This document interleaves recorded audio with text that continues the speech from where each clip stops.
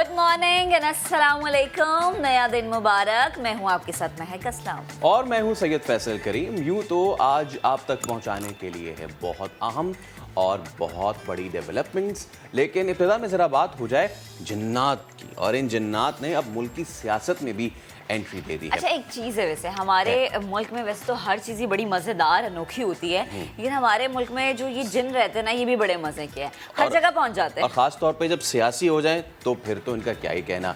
खलाई मखलूक का किस्सा हुआ पुराना, अब आ गया जिन्नात का ज़माना। नून लीग के बयानिए में एक नई एंट्री हुई है। मरियम नवाज पेशी पर आईं और हुकूमत पर चढ़ाई कर दी। कहा इमरान खान जादू टोने से मुल्क चला रहे हैं। जादू टोना चलता है तो आटा और चीनी सस्ती करा दो।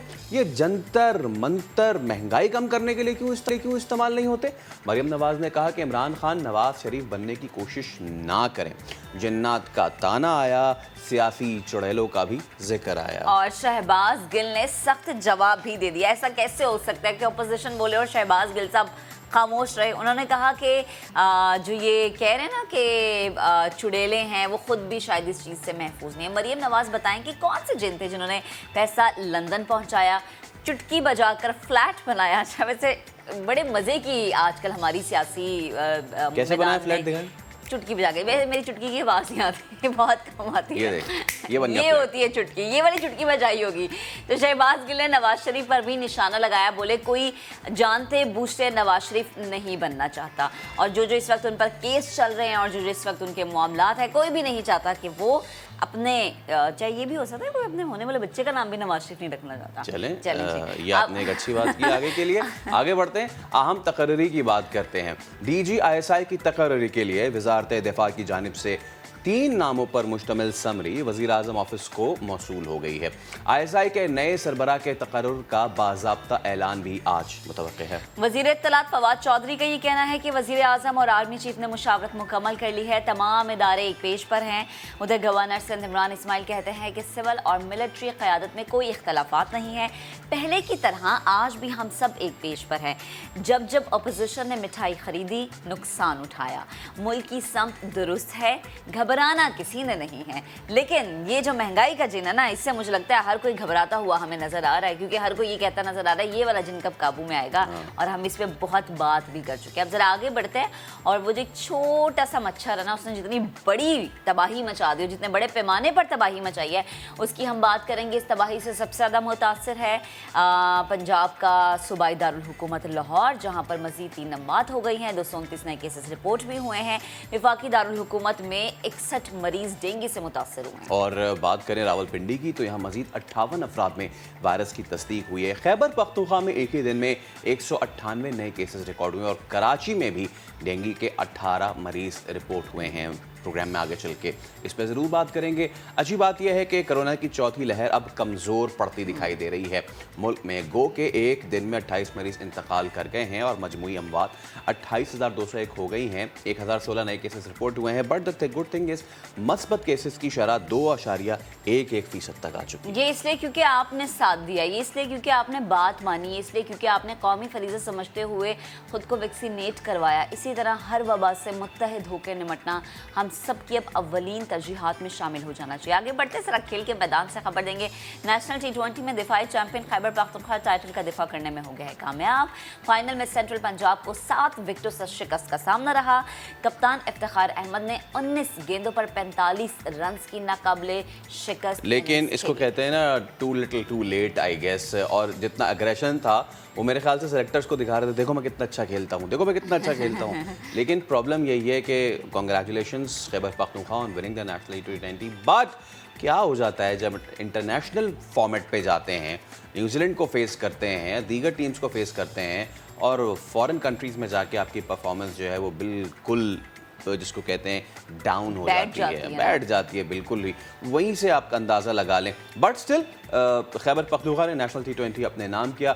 डिज़र्व विक्टर्स थे वो, क्योंकि बहुत अच्छी इन्होंने परफॉर्मेंस की। खास तौर पे इफ्तिखार की बात की जाए, पिछले कुछ मैचेस में तो वो बेहतरीन स्ट्राइक रेट के साथ, बेहतरीन एवरेज के साथ खेलते आए, और ज़बरदस्त जो है उन्होंने ये कप अपने नाम किया। Now all the focus is on the big thing world T20 और कुछ ही दिन रह गए हैं वो पाक भारत टाकरा। अच्छा, कल वैसे मैं एक जगह पे बात की तो मुझे कहते हैं कि पाक भारत टाकरा तो ठीक है, पूरे पाकिस्तानियों को इंतजार है, लेकिन जो पाकिस्तान और इंग्लैंड और पाकिस्तान और न्यूजीलैंड का मैच होने वाला ना, वो भी बड़ा याद करें, यही बात हो रही थी। याद करें, मैं ही कह रहा था। नहीं, ये एक और भी शख्सियत कह रही थी मुझे। अच्छा। मेरे मियाँ साहब कह रहे थे जिन्हें मैच देखने का बहुत शौक है।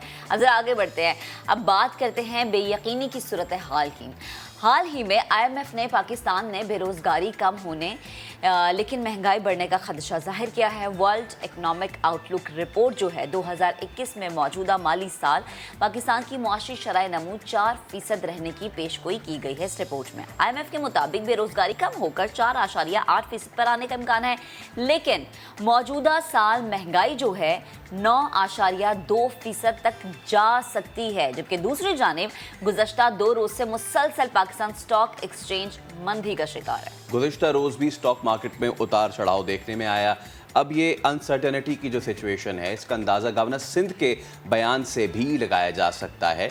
गवर्नर सिंध जो है कहते हैं कि जो करंट अकाउंट डेफिसिट बढ़ने की पेशगोई की गई थी, वजारत ख़जाना काम कर रही है, तिजारती खसारा कंट्रोल कर लेंगे।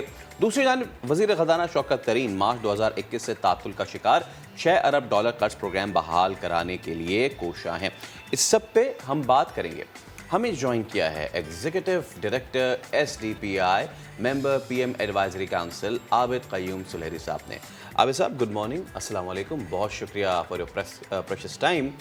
सबसे पहले तो इस रिपोर्ट की बात कर लें, वर्ल्ड इकोनॉमिक आउटलुक रिपोर्ट की, और जो उन्होंने प्रेडिक्शंस की हैं, कैसे देखते हैं आपके अनएम्प्लॉयमेंट में कमी है, but are we going towards hyper inflation? 9% is too much.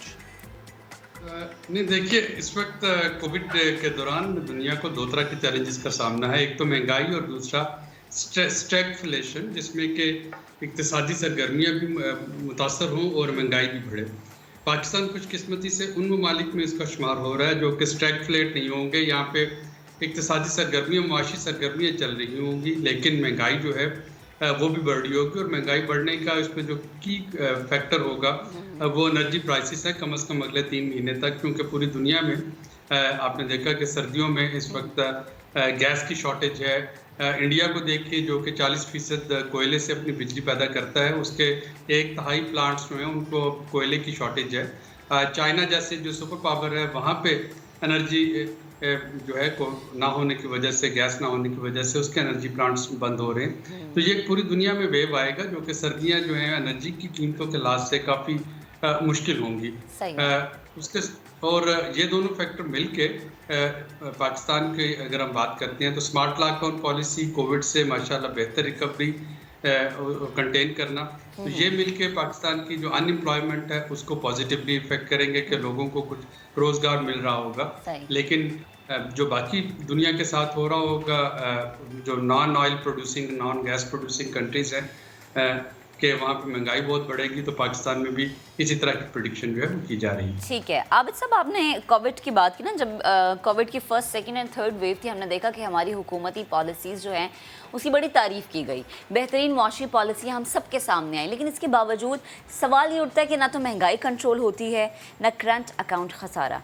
इसकी मेन रीजंस क्या है? मतलब एक तरफ तो पॉलिसी अच्छी है, लेकिन दूसरी जानिब जिस चीज़ को कंट्रोल होना चाहिए, जिसके लिए पॉलिसीज़ बनाई जाती है, वो कंट्रोल में नहीं आती, तो फिर उन अच्छी पॉलिसीज़ का क्या फ़ायदा होता है? करंट अकाउंट खसारा जो है वो ये है कि आपका डॉलर जो आपने बाहर अदायगी करनी है वो ज़्यादा होते हैं, जो आते हैं मुल्क के अंदर वो कम होते हैं, और इससे करंट अकाउंट खसारा बनता है।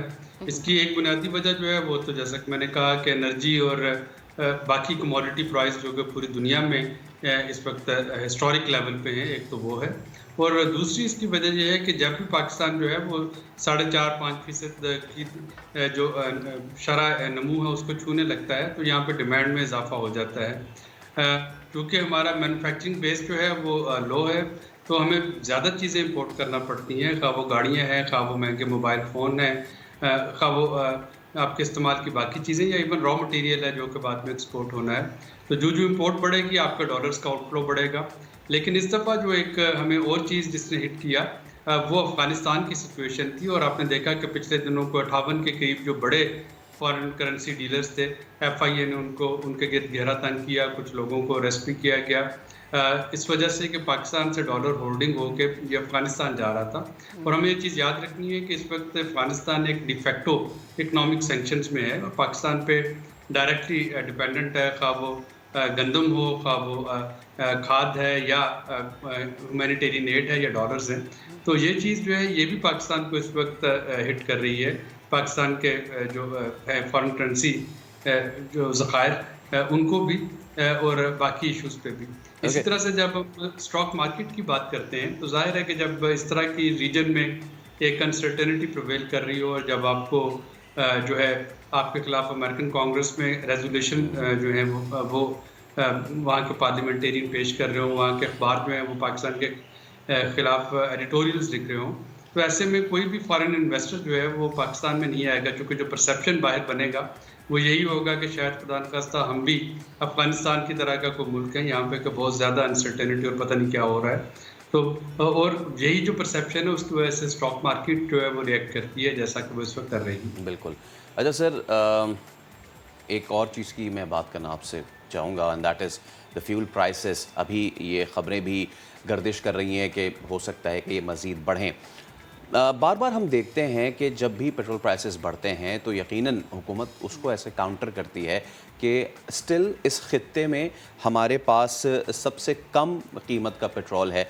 और अगर स्टैटिस्टिक्स देखें तो पाकिस्तान में इस वक्त $0.75 पर लीटर के हिसाब से मिल रहा है, जबकि इंडिया में जो है वो $1.38 पर लीटर, सऊदीया में $0.62 पर लीटर के हिसाब से मिल रहा है। तो मैं चाहूँगा कि जब हुकूमत इसको डिफेंड करती है तो जो नाक़दीन है वो ये कहते हैं कि जी आप ये देखें कि हमारी करेंसी की वैल्यू कितनी है और बाकी ममालिक की करेंसी वैल्यू कितनी है, तो इस हिसाब से हम बहुत ज़्यादा चार्ज कर रहे हैं।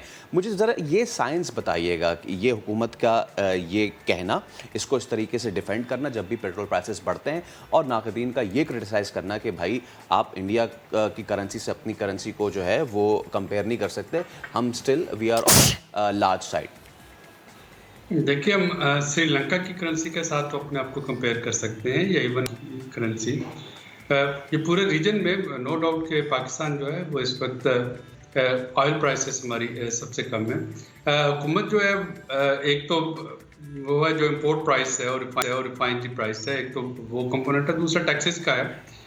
बजट में हुकूमत ने कोई 30 रुपये पर लीटर की लेवी की प्रोविज़न जो है वो रखी थी, लेकिन आप देखिए कि अभी भी 2 रुपये से लेके 5 रुपये पर लीटर तक लेवी सिर्फ हुकूमत वसूल कर रही है। और IMF के साथ जो मुज़ाकरा था उसमें एक मेजर पॉइंट यही है कि ये जो रेवेन्यू लॉस हो रहा है ये पूरा कहाँ से होगा। पेट्रोलियम प्राइसेस बहुत हाई हो सकती थी अगर हुकूमत अपनी लेवी जो कि उसने कोई 625 अरब रुपये जो कि उस लेवी से लेने थे उसको इम्प्लीमेंट करने की कोशिश करती, जो कि हुकूमत नहीं कर रही है। लेकिन दूसरी तरफ ये बात भी हमें याद रखनी है कि जैसे देखिए दिसंबर जनवरी के लिए आपके पास गैस के कोई बिडर्स जो हैं उन्होंने बिड ही नहीं की है। यूरोप में इस वक्त जो गैस की प्राइसेस है वो 500% बढ़ चुकी हैं, 5 गुना जो है उनमें इजाफा हो चुका है। और इस वक्त जो एनर्जी सप्लायर हैं, जैसे कि मैंने पहले कहा कि ये जो 3-4 महीने आगे सर्दियों के हैं, इसमें एनर्जी का एक शदीद जो कीमतें हैं उसका क्राइसिस आ रहा होगा और पाकिस्तान को देखना है कि उसको इंसुलेट कैसे करना है इससे। यकीनन इस वक्त आलमी दुनिया में जो है वो गैस, कोयला, फर्नेस ऑयल, उन सब की कीमतें बहुत हाई हैं। उसी हिसाब से पाकिस्तान में भी महंगी होने का खदशा है, लेकिन मेरा नहीं ख्याल कि इतनी महंगी वो इम्पोर्ट करके पाकिस्तान उस पर हुकूमत जो है वो कोई लेवीज़ या कोई एक्स्ट्रा टैक्सेस लगाएगी, क्योंकि वो हुकूमत की अपनी पॉपुलैरिटी जो है और हुकूमत का जो अवाम में परसेप्शन है उसको बिल्कुल ज़ीरो कर देगी। तो कोई भी सियासी हुकूमत जिसको कि 1.5 साल बाद इलेक्शन में जाना है, जी हाँ, वो मुझे नहीं लगता कि वो उसको फर्दर महंगा करेगी। लेकिन यस, हमें दुनिया के साथ साथ चलना है। जो बाकी ऑयल इंपोर्टिंग कंट्रीज हैं जो उनका हाल होगा वही हमारे पास हो रहा होगा। Absolutely. Let's talk about the layman sir. आम आदमी वो बैठ के अब ये सोच रहा है कि दूध वालों ने भी कह दिया है कि जी अब तो प्राइसेस बढ़ेंगी, फ्यूल भी मेरा बढ़ने वाला है। जो मैं पहले 100 रुपये डलवा रहा था अब मुझे 200 रुपये डलवाना पड़ेगा। जो 1 किलो ले रहा था दूध अब मुझे आधा किलो शायद लेना पड़ेगा या उससे भी कम। दही तो पहले ही 200 तक पहुंच चुका है, कई इलाकों में 200 से क्रॉस भी कर चुका है। सर्दी आ रही सर, अंडे तो ऐसा जाएंगे ऊपर कि आपकी सोच है। और गोश्त वाले तो अपने हिसाब से सुबह में मुर्गी काटते हैं और दोपहर में वो इंसान काटते हैं। तो ये बताइए मुझे आबिद साहब के आम आदमी के लिए ये जो फूड प्राइसेस हैं कितनी ऊपर जाने वाली हैं? देखिए, फूड प्राइसेस का कुछ ना कुछ इम्पैक्ट तो होगा, लेकिन ये वो चीज़ें हैं जिनको एडमिनिस्ट्रेटिव मेजर से कंट्रोल किया जा सकता है। हुकूमत का जो एक फोकस मेरा ख्याल में होगा अगले चंद दिनों में, दो चीज़ें कर रहे होंगे वो लोगों को इन्फ्लेशन से और महंगाई से बचाने के लिए।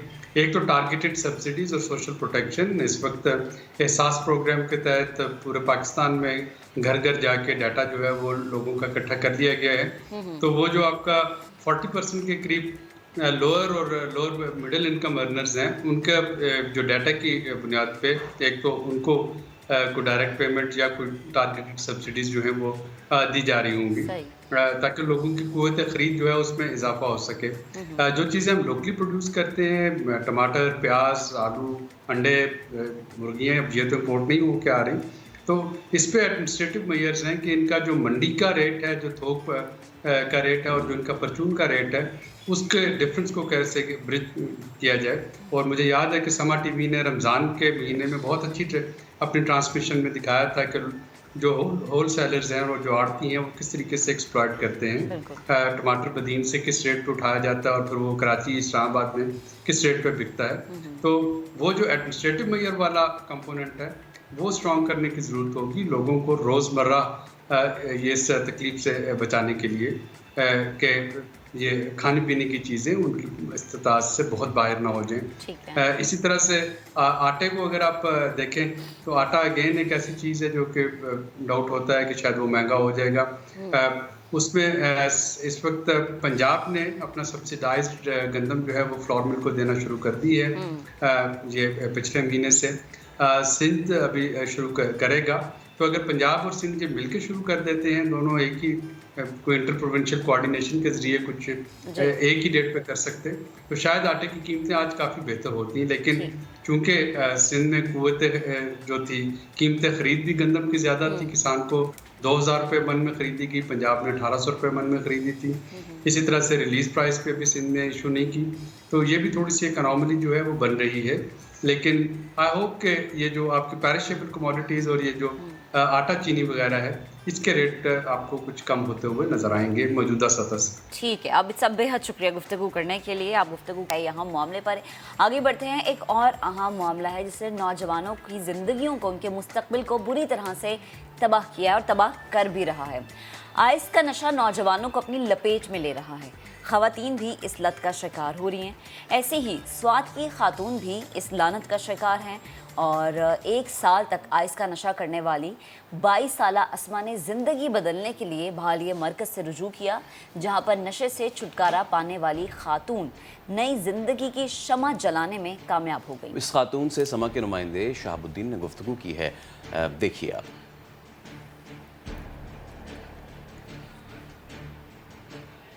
स्वात की खातून है अस्मा, 22 साल खातून है, जो कि यकीनन कहते हैं ना फैसल कि आपकी कंपनी का बहुत असर होता है और आप जब या तो बहुत ज़्यादा डिप्रेशन में होते हैं तब आप इस ट्रैक का जो है वो इंतखाब करते हैं। लेकिन ये कहानी बहुत भयानक है और जब हम ये गुफ्तगू सुनाएंगे अपने लोगों को तो अब माशरे का वो पहलू जो है सामने आएगा कि जो आपको शायद इन रिश्तों से जो है वो दूर करे। देखिए गुफ्तगू सैयद शहाबुद्दीन के साथ। मंशियात एक लानत है और इसमें मुआशरे के काफ़ी सारे लोग मुब्तला है और ख़ासकर इस वक्त नौजवानों की बड़ी तादाद भी नशे की लत में मुब्तला होती जा रही है। हमारे यहाँ अगर हम देखें तो चरस, अफ्यून और दीगर नशों के अलावा इस वक्त आइस का नशा जो है वो भी ख़तरनाक सूरत इख्तियार करते जा रहा है। और यहाँ पे जो सेंटर है नवेजवन रिहेबिलिटेशन सेंटर है, तो यहाँ पे दर्जनों अफराद है जो यहाँ पे इनकी रिहेबिलिटेशन हो रही है। इनमें एक खातून भी शामिल है, 22 साला आसमा है, वो भी आइस की आदी रही है और यहाँ पे इनकी रिहेबिलिटेशन हो चुकी है। अब वो कैसी फील कर रही है और इसका यहाँ पे जो इलाज रहा वो किस तरह रहा, वो किस तरह आइस के नशा में मुब्तला हुई, आसमा से हम बात करेंगे। मैं इस तरफ में अपने शौहर की वजह से आई हूँ। मैंने अपनी मर्ज़ी से शादी की है, तो फिर वो भी इस नशे की आदी है, 8-9 साल से है, हाँ मेरे ख़्याल में इस तरह। तो उसने मुझे इस नशे की तरफ लेके आया था। जब मैंने उससे कोई चीज़ मांग लिया था तो उसने मुझे मारता था, पीटता था, तो फिर उसने मुझे इस तरफ लेके आया, मुझे आइस दिया। पहले बार जो उसने मुझे दिया तो मैंने उसको कहा कि मैं किधर हूँ, मैं आसमान में हूँ। उसने बोला कि नहीं, आसमान में नहीं है, मेरे पास हो तुम। पहली बार जो मैंने पी लिया। कितने अरसे से आप आइस का नशा करती आ रही है और क्या असरात होते थे आपके जहन पे? जी 1 साल से मैंने ये नशा किया, 1 साल तक मैंने किए मेरे ख्याल में। हाँ, जब मैंने वो पी लिया था तो मुझे भूख नहीं लगता, मैंने शक किया था लोगों पे और मैं भागती थी रोडों में और मैं बहुत पता नहीं कि मैं किस तरह हूँ, कहाँ पे हूँ, क्या कर रही हूँ, कुछ समझ नहीं आ रहा था। हर दिन मैंने अपने बच्चों को भूल गई थी, मुझे पता नहीं कि मेरे बच्चे कहाँ है, ये या नहीं है। जब मैंने उसने फ़ोन किया, मैं माँ के घर भागती थी, 10-15 दिन वहाँ रह लिया, तब फिर उसने मुझे लेके गया था।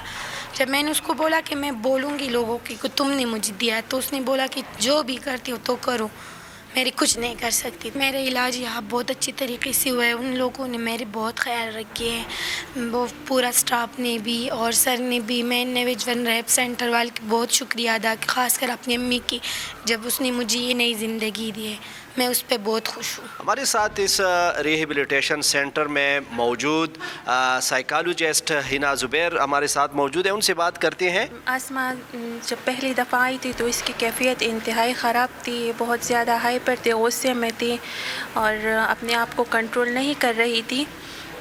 इस तरह हम जब यहाँ आते हैं तो नशा तो इनको नहीं मिलता, तो हम डायरेक्ट इनको मेडिकेशन स्टार्ट करते हैं। तो इस तरह मेडिकेशन के ज़रिए ये थोड़ी ठीक हो गई थी और जब ये अपने डिटॉक्सिफिकेशन मूड से निकले तो फिर हमने इसका साइकोलॉजिकल ट्रीटमेंट स्टार्ट किया। डेली हम इसके साथ सेशंस लेते थे और इस तरह इनका इलाज जो था यहाँ पर जारी था। बहुत शुक्रिया। साइकोलॉजिस्ट की बातें भी आपने सुनी और मुतासिरा खातून की बातें भी आपने सुनी। 2 बच्चों की माँ है और इसकी ज़िंदगी अब तो बदल गई है, नई ज़िंदगी का आगाज़ कर दिया है। ताहम साथ साथ जो यहाँ पे साइकोलॉजिस्ट है तो उनका ये कहना है कि एक तो हुकूमत को सख्त क़वानीन बनानी चाहिए ताकि ये नशे की लानत हमेशा के लिए ख़त्म हो, और दूसरी तरफ मुआशरे और वालिदैन की भी ज़िम्मेदारी बनती है कि वो अपने बच्चों का ध्यान रखें। बेहद शुक्रिया आपका। और ये ऐसा मामला है जिस पर मज़ीद बात करना बेहद ज़रूरी है और बात करने के लिए हमें ज्वाइन किया है कंसल्टेंट इंसदाद मुनशियात मुहिम सैयद जुल्फ़िकार हुसैन साहब ने। जुल्फ़िकार साहब, बेहद शुक्रिया वक्त देने के लिए। जो कहानी अभी हमने अपने नाज़रीन को सुनाई है, उनके सामने रखी है, यकीन नहीं आ रहा कि मतलब शौहर तो वो है जिसको आप कहते हैं कि आपका लिबास है, आपका आधा ईमान है, और वही शौहर, वही शख्सियत और वही रिश्ता आपको इस लत में मुब्तला कर रहा है। क्या वजह है कि हमारी नौजवान नस्ल इस चीज़ की तरफ इतना बढ़ रही है और वो समझती है कि शायद राहत इसी में ही है, इसी नशे में ही है। जब तक वो नशा नहीं करेंगे उन्हें सुकून नहीं मिलेगा, सुकून की नींद नहीं आएगी, वो इस डिप्रेशन से आज़ाद नहीं होंगे। बहुत शुक्रिया जी आपका। और बड़ी अफसोसनाक स्टोरी है जो सवात की रहायशी खातून है। इसी तरह पाकिस्तान में सैकड़ों नहीं बल्कि हज़ारों ख़वातीन हैं। और मैं तो इस बात से आगाज़ करूँगा कि हमारा लाहौर शहर, जहाँ मैं काम करता हूँ या पाकिस्तान के दीगर इलाकों में भी काम करता हूँ, हमारे लाहौर में सड़कों के ऊपर इसी उम्र की ख़वातीन जब मर्दों के साथ नशा करती हैं तो दिल दहल जाता है। हज़ारों लाखों लोग सड़कों से गुज़रते हैं, उमरा गुज़रते हैं, वज़रा गुज़रते हैं, सरकारी एहलकार गुज़रते हैं। आप बिलीव करें किसी के अंदर वो इतनी हिम्मत और जुर्रत नहीं अखलाकी तौर पर कि वो ये कहे कि जनाब मर्दों के साथ साथ ये जो ख़वातीन, ये भी किसी की बेटी थी, ये भी किसी की बहन है, ये भी किसी बच्चों की माँ है। और ये हमारा माशरा पता नहीं किस तरफ जा रहा है।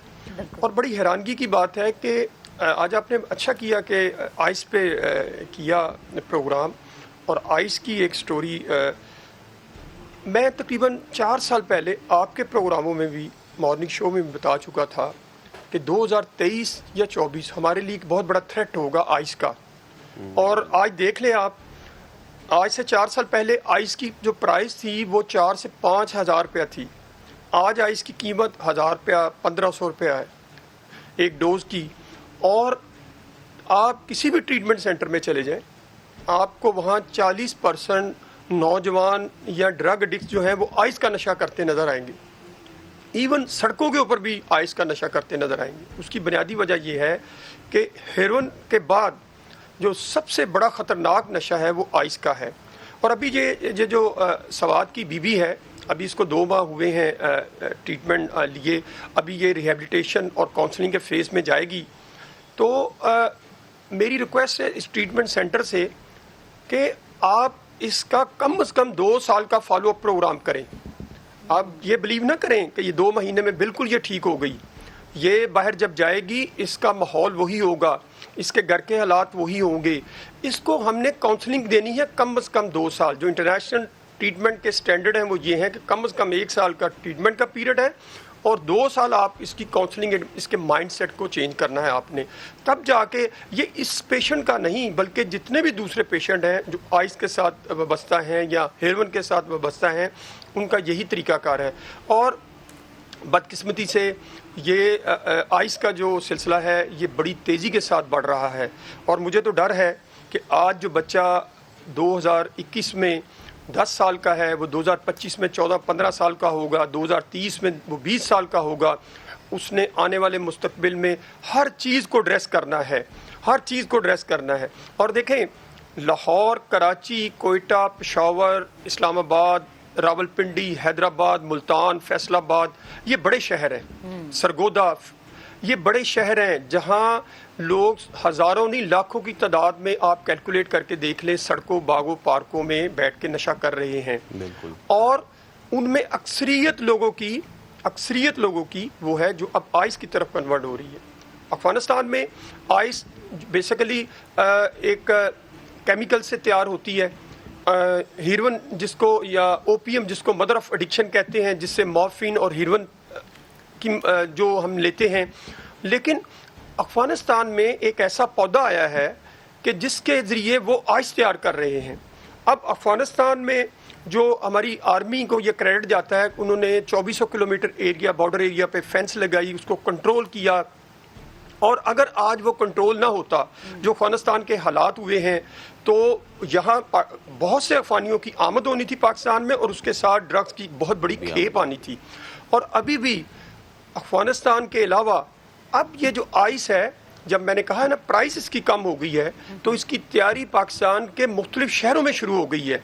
ये नहीं है कि अब कोई बाहर से यूरोप से आ रही है हमारे यहाँ, या अफगानिस्तान से आ रही है, या हमारे नेबर कंट्री से आ रही है। अब ये पाकिस्तान में ही ये तैयार हो रही है। और पाकिस्तान में तैयारी के मराहल बड़ी तेज़ी के साथ लोग इसको बना रहे हैं। अब ये जब सिलसिला आहिस्ता आहिस्ता आगे बढ़ रहा है, देखिए मैं अदाद शुमार जो भी बताना चाहता हूँ कि 2013 का सर्वे है जिसे नेशनल सर्वे ऑन ड्रग्स कहते हैं, उसके मुताबिक 6.7 मिलियन यानी 67 लाख लोग नशा कर रहे हैं। एक्सेप्ट अल्कोहल, उसमें अल्कोहल शामिल नहीं थी उस वक्त, आइस नहीं थी, एसटीसी टैबलेट नहीं थी, एलएसडी टैबलेट नहीं थी। आज देख ले आपके पास एलएसडी टैबलेट, आइस और उसके बाद बहुत से ऐसे जो अपर क्लास के लोग कर रहे हैं वो नशा मौजूद है। उसकी वजह से दिन ब दिन ये तादाद बढ़ रही है। आज 2021 है, पाकिस्तान में नशा करने वाले अफराद की तादाद तकरीबन बीइंग एज एक्सपर्ट 10 मिलियन यानी 1 करोड़ है। अगर हमने इसको ना रोका, इसके लिए कोई वाज़ेह हिकमत अमली तैयार न की, नेशनल लेवल पे हमारी मिनिस्ट्री ऑफ नारकोटिक्स ने एक पॉलिसी बनाई हुई है, एंटी नारकोटिक्स फोर्स इसमें भरपूर तरीके से काम कर रहा है। लेकिन सवाल यह है कि जिस तरह हमारी फ्यूचर प्लानिंग कोई नहीं है। देखें, मैं लाहौर की मिसाल देता हूँ। लाहौर में इस वक्त 120 मकामात हैं जहाँ लोग सड़कों पे, बागों, पार्कों में नशा कर रहे हैं। उसमें 10-11 हज़ार तादाद है।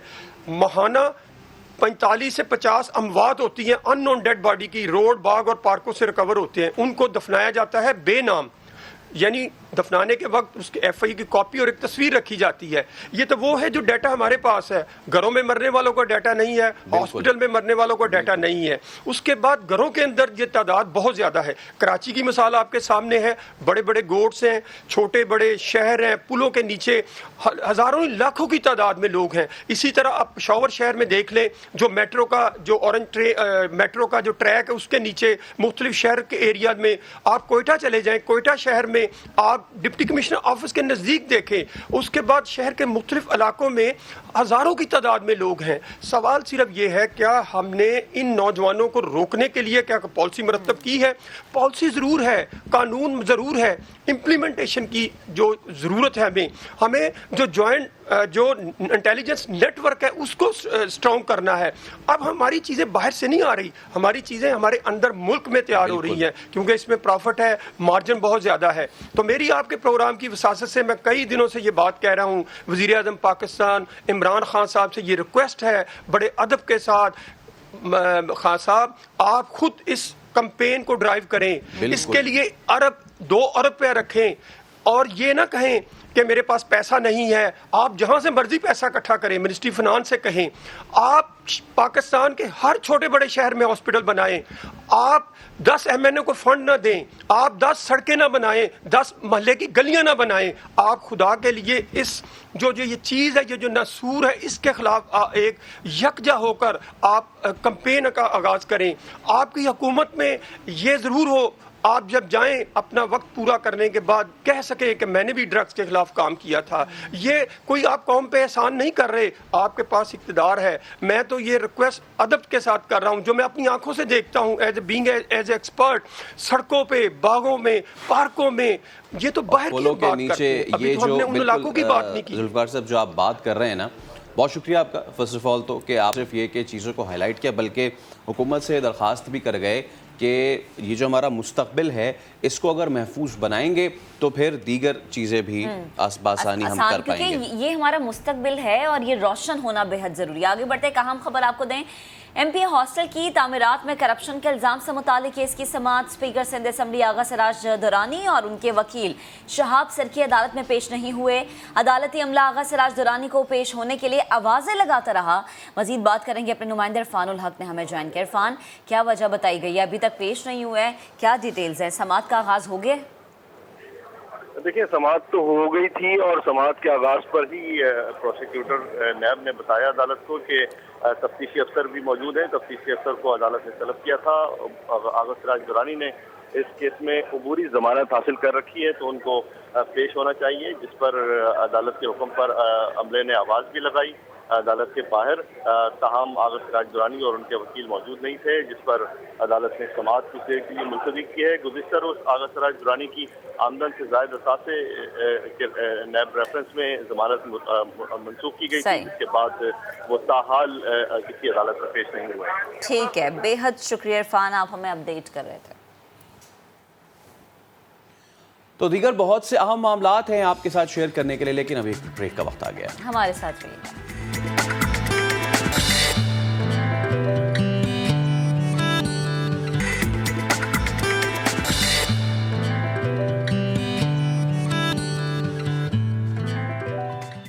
Welcome back. वैसे खुद को सेक्युलर कहने वाले भारत में इंतहा पसंदी उरूज पर पहुंच चुकी है, बल्कि उससे भी ज़्यादा आगे जा चुकी है।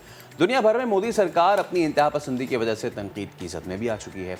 पिछले दिनों इस्लामी ताउन तंजीम ने भारतीय रियासत आसाम में होने वाले मजालिम को मुसलमानों के खिलाफ मुनज़्ज़म जुल्म और तशद्दुद करार देते हुए उसकी शदीद अल्फाज में मजम्मत भी की थी और गैर कानूनी तजावुज़ात के खिलाफ पुलिस कार्रवाई में 2 मुसलमानों की हलाकत और उसके बाद जो हुआ था, इंसानियत शर्मा गई थी, लाश की बेहुरमती का वाक़या हुआ था, उसकी सख्त मजम्मत फिर की गई थी। लेकिन दूसरे जानिब जब हम अपने मुल्क की बात करते हैं तो अल्हम्दुलिल्लाह पाकिस्तान एक आज़ाद मुल्क है, पुरअमन मुल्क है। यहाँ अक़लियतों को मुकम्मल तहफ़्फ़ुज़ है, मुकम्मल आज़ादी है। इसीलिए तो रोशनियों के शहर में 9 जगमगाती रातों का खूबसूरत त्यौहार मनाया जा रहा है। ज़िंदगी के रंग क्या हैं और रोशनी कैसे ज़िंदगी की अलामत बनकर आपके साथ साथ सफ़र करने लगती है, ये एहसास नवरात्रि के त्यौहार पर होता है। और जब सुर और संगीत का ताल मेल होता है तो ये महफिल और भी रंगीन हो जाती है। कराची में हिंदू बिरादरी ये त्यौहार किस तरह से मनाती है, हमारे टीम मेंबर जो कि काफ़ी एक्टिव हैं, काशिफ सज्जाद, इस जश्न में शरीक होने के लिए गए। क्या कुछ देखा उन्होंने, आपको उनकी ज़ुबानी दिखाते सुनवाते हैं।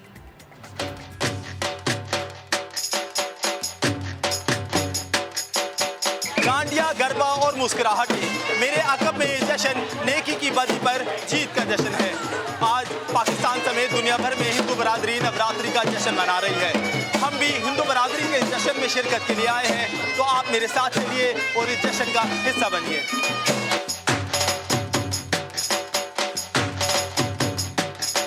हमारा तमाम लोगों का ये मानना है कि सिंध की पाकिस्तान की धरती हमें मिली है, तो हम लोग बहुत खुशकिस्मत हैं। ये जितनी भी चीज़ें आप देख रहे हैं ये तो सेलिब्रेशन कर रहे हैं नवरात्रि का, लेकिन जो मेन थीम है वो हमारे मुल्क के लिए दुआएं की जाती हैं माता नौ दुर्गा से। पाकिस्तान जिंदाबाद। हम लोग नवरात्रि का त्यौहार इस तरह बनाते हैं कि ये हमारे 10 दिन का त्यौहार होता है, जिसमें हम अपनी माता रानी की पूजा करते हैं और हमारे घर की जितनी भी लड़कियां होती है इसको बड़े धूमधाम से डांडिया खेल के और तैयार होके बड़े खुशियों के साथ इसको एंजॉय करती है और इस फेस्टिवल को बनाते हैं। हम यहाँ बिल्कुल अपने आप को सेफ महसूस करते हैं और आगे भी करेंगे, और यहाँ की हुकूमत हमें बहुत सपोर्ट करती है। हम खुद ऐसी लेडीज है जो बाहर जाके वर्किंग वूमेन है, काम करते हैं और हमें कोई डर नहीं। हम पाकिस्तानी अवाम को और पाकिस्तानी गवर्नमेंट को बहुत शुक्रिया अदा करना चाहते हैं कि जिसकी वजह से हम यहाँ पर बहुत महफूज तरीके से अपने त्यौहार जो है ना अंजाम देते हैं। हम 10 दिन तैयार होके आते हैं, एंजॉय करते हैं, डांडिया खेलते हैं, बहुत एंजॉय करते हैं। बस हमारे तो बहुत एंजॉय होता है, बहुत मज़ा आता है हम लोगों को, और बाकी हम लोग तो जीतते ही है। जैसे यहाँ पे आते हैं बहुत हमारा एंजॉय। डांडिया खेलते हैं, कस्बों के साथ सजते संवरते, मस्तियाँ करते, एंजॉय करते। पाकिस्तानी हमें भी सपोर्ट करते हैं। बहुत बहुत शुक्रिया सबको कि हमें इतना सपोर्ट करने के लिए। सबसे पहले तो पाकिस्तान जिंदाबाद। इसकी वजह कि पाकिस्तान में हमें हिंदू बरादरी को, अक़लियत बरादरी को इतना हम लोग पुरजोश हम लोग का इस्तकबाल करते हैं, और जिसकी वजह से हमारी बहुत हिफाजत की हुई है इन्होंने। ये आप देख रहे हैं ये सारा जश्न इसी खुशी के अंदर मनाते हैं कि हमें इतनी पुरजोश आ जाती है।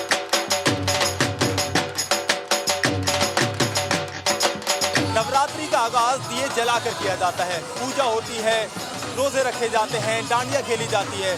फिर दशहरी यानी 10वें रोज़ हिंदू देवता राम की रावत पर फतह का जश्न मनाया जाता है।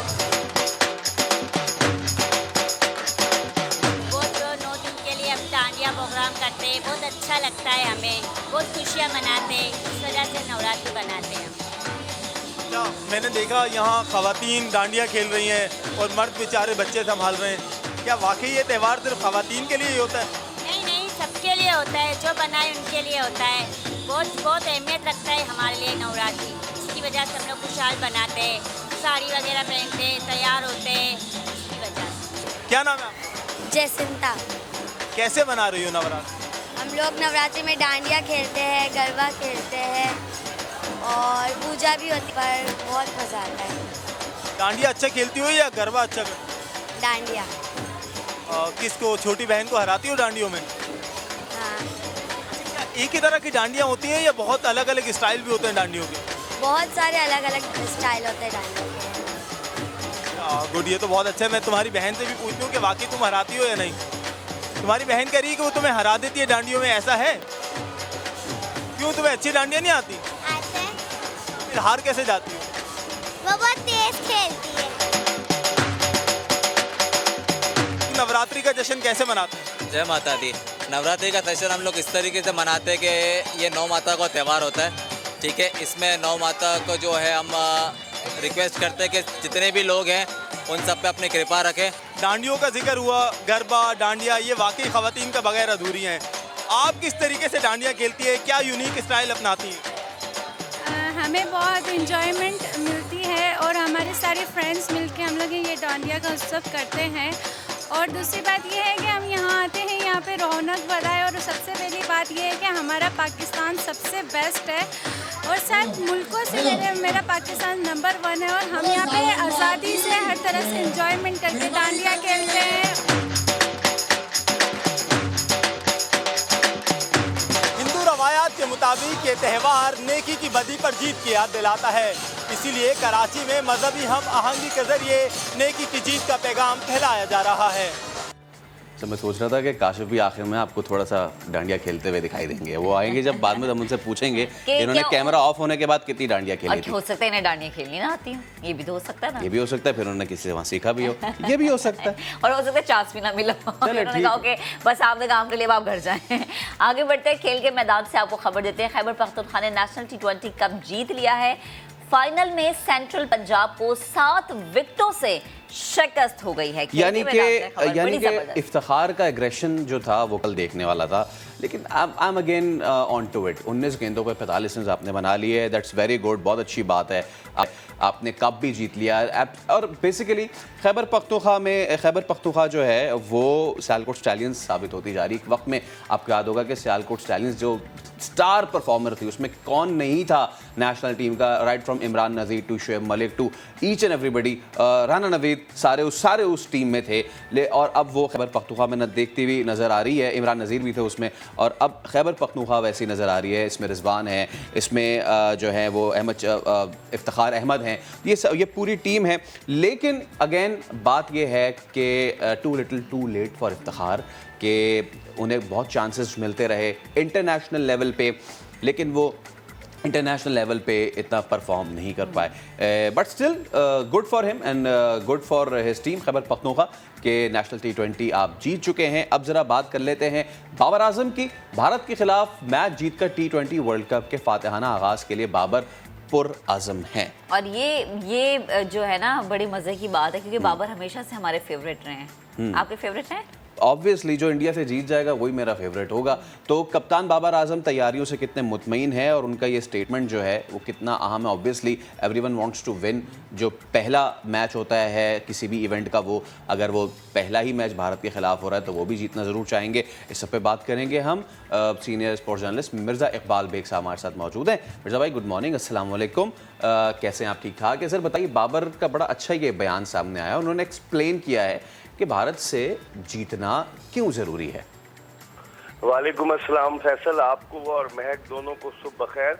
और बाबर ने तो खिलाड़ियों की हौसला अफजाई के लिए इस तरह का स्टेटमेंट दिया है, क्योंकि नफसियाती दबाव तो पाकिस्तानी क्रिकेट टीम पर होगा। पहला मैच है पाकिस्तान का और वो भी T20 वर्ल्ड कप का। आज तक पाकिस्तान कोई मैच जीता नहीं है, लेकिन बाबर ने जो बयान दिया है उससे खिलाड़ियों की हौसला अफजाई होगी कि पुरअज़्म अंदाज से हम इस T20 का आगाज करेंगे। लेकिन एक बात जो फैसल बाबर ने की, उससे साफ जाहिर हो गया कि इनिंग्स जो है वो बाबर आजम और मोहम्मद रिजवान ही ओपन करेंगे। इसका मतलब ये हुआ कि फ़खर जमान को इनिंग्स ओपन करने का मौका नहीं मिलेगा और शायद उन्हें मिडिल ऑर्डर में अगर खिलाने की ज़रूरत पेश आई हैदर अली पर उनको प्रेफर किया जाए। लेकिन क्रिकेट के माहिरीन और नाक़दीन का ये ख्याल है कि अगर Babar Azam one down position पर आए और रिजवान के साथ फ़खर जमान इनिंग्स ओपन करें, एक तो left handed right handed combination होगा, दूसरे वो सर्किल का फायदा उठा सकते हैं। और बाबर चूंकि पाकिस्तानी बैटिंग लाइनअप की रीढ़ की हड्डी है, तो बाबर की मौजूदगी, अगर बाबर खुदा न खास्ता जल्दी आउट हो जाते तो पूरी टीम दबाव का शिकार हो जाएगी। लेकिन कल उन्होंने वाजे कर दिया फैसल कि वो इनिंग्स वो और रिजवान ओपन करेंगे। अब देखते हैं कि क्या होता है। भारत ने अपनी टीम में, चूंकि भारत से पहला मैच है, उन्होंने पहले 5 स्पिनर्स लिए थे, अब उन्होंने एक मीडियम पेसर को शामिल किया है। अक्षर पटेल की जगह शार्दुल ठाकुर उनकी टीम में आ गए हैं। 2 उनके पास लेफ्ट आर्म स्पिनर है और 2 उनके पास राइट आर्म लेग स्पिनर है। तो अब देखते हैं कि भारत से मुकाबला 24 अक्टूबर का हम सबको इंतजार है। 10 दिन रह गए हैं और जो दिन नजदीक आ रहे हैं, दिलों की धड़कन भी बढ़ती जा रही है और प्रेशर भी बढ़ता जा रहा है। ऑलराइट सर, डहानी को आप देखते हैं प्लेइंग 11 में, बिकॉज हारिस रऊफ से अगर कंपेयर करें, मैं तो डहानी की तरफ जाऊंगा, आप किसकी तरफ जाएंगे? देखिए फैसल, 15 रुकनी टीम में डहानी का नाम नहीं है। डहानी ट्रेवल रिजर्व में शामिल है, तो ट्रेवल रिजर्व वाले खिलाड़ी को उसी वक्त 15 रुकनी टीम में शामिल किया जा सकता है जब कोई 15 रुकनी टीम का खिलाड़ी जख्मी हो गया हो। क्योंकि 10 अक्टूबर लास्ट डेट थी टीम में चेंजेस की कि बेशक कोई खिलाड़ी जख्मी हो ना हो, आप तब्दीली कर सकते हैं। लेकिन अब चूंकि वर्ल्ड कप शुरू हो रहा है तो डहानी ट्रेवल रिजर्व में उनकी बदकिस्मती है। मेरी राय में उनको लेकर जाना चाहिए था, लेकिन उनकी बदकिस्मती है कि वो सिर्फ बाहर से बैठकर मैच देखेंगे। शायद किस्मत उन पर मेहरबान हो जाए, जिस तरह शोएब मलिक पर मेहरबान हो गई थी आखिरी लम्हे में। तो कुछ कहा नहीं जा सकता, किस्मत की देवी किसी पर भी किसी भी वक्त मेहरबान हो सकती है। क्योंकि मिर्ज़ा भाई, एक वो वक्त था कि जिस वक्त पेसर्स का खौफ हुआ करता था बैट्समैन को, लेकिन अब वर्ल्ड T20 क्रिकेट आने के बाद वो पेसर्स का खौफ, और इसके बाद जितनी ज़्यादा लीग्स खेली हैं इन टीम्स ने, उसके बाद वो खौफ जो है वो ख़त्म होता दिखाई दे रहा है। एक चीज़। दूसरी चीज़ ऑब्वियसली जो वहाँ की पिचेस हैं वो भी आपने देख लिया वहाँ पे परफॉर्म करते हुए बॉलर्स को। तीसरी चीज़, वो वाला पेस भी नहीं है ना। जब हारिस रऊफ आए थे तो बहुत ज़्यादा ये था कि वो माय गॉड, ये तो बहुत ज़्यादा पेसी बॉलर आ गए हैं और बड़ा ज़बरदस्त हो गया है। लेकिन हुआ फिर ये कि जितनी, जिसको हम कराची की सड़कों पे कहते हैं ना, जितनी तेज़ी से आती उतनी तेज़ी से जाती, वही रक्षा करा ले, रक्षा करा रहे हो, बॉल लेकर आ जा। तो आपको लगता है कि हमारी bowling strategy all pace attack होना चाहिए या फिर उसके साथ कुछ मिक्सचर होना चाहिए?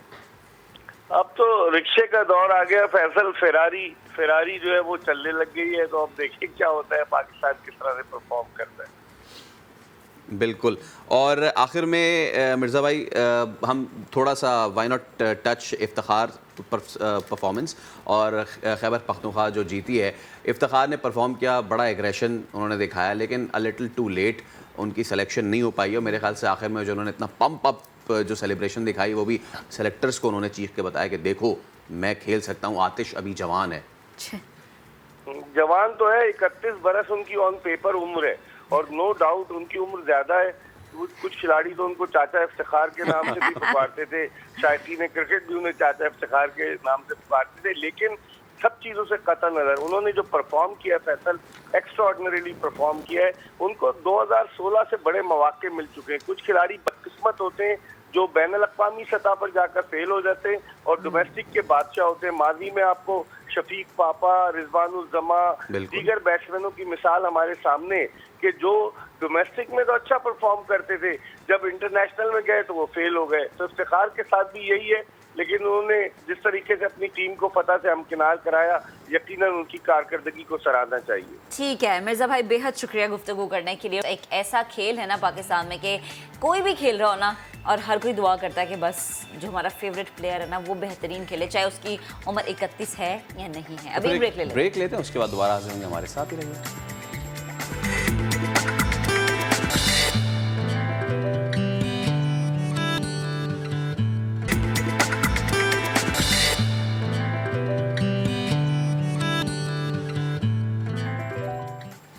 तो अब बात करेंगे बदलते मौसम और मुतासर होती है इंसानी सेहत की। गर्मी से सर्दी और सर्दी से गर्मी की आमद का जो दरमियानी अरसा होता है ना, ये इंसानी जिस्म के लिए काफ़ी पेचीदगी लाता है। दिन के वक्त होती है धूप की शिद्दत और अजीब सी ना बेचैनी होती है, और जैसे ही शाम होना शुरू होती है तो खुनकी आ जाती है, और रात को जो है वो नमी आ जाती है, उससे नज़ला होना शुरू हो जाता है, और ये सारे तमाम तर मामलात जो हैं हो जाते हैं।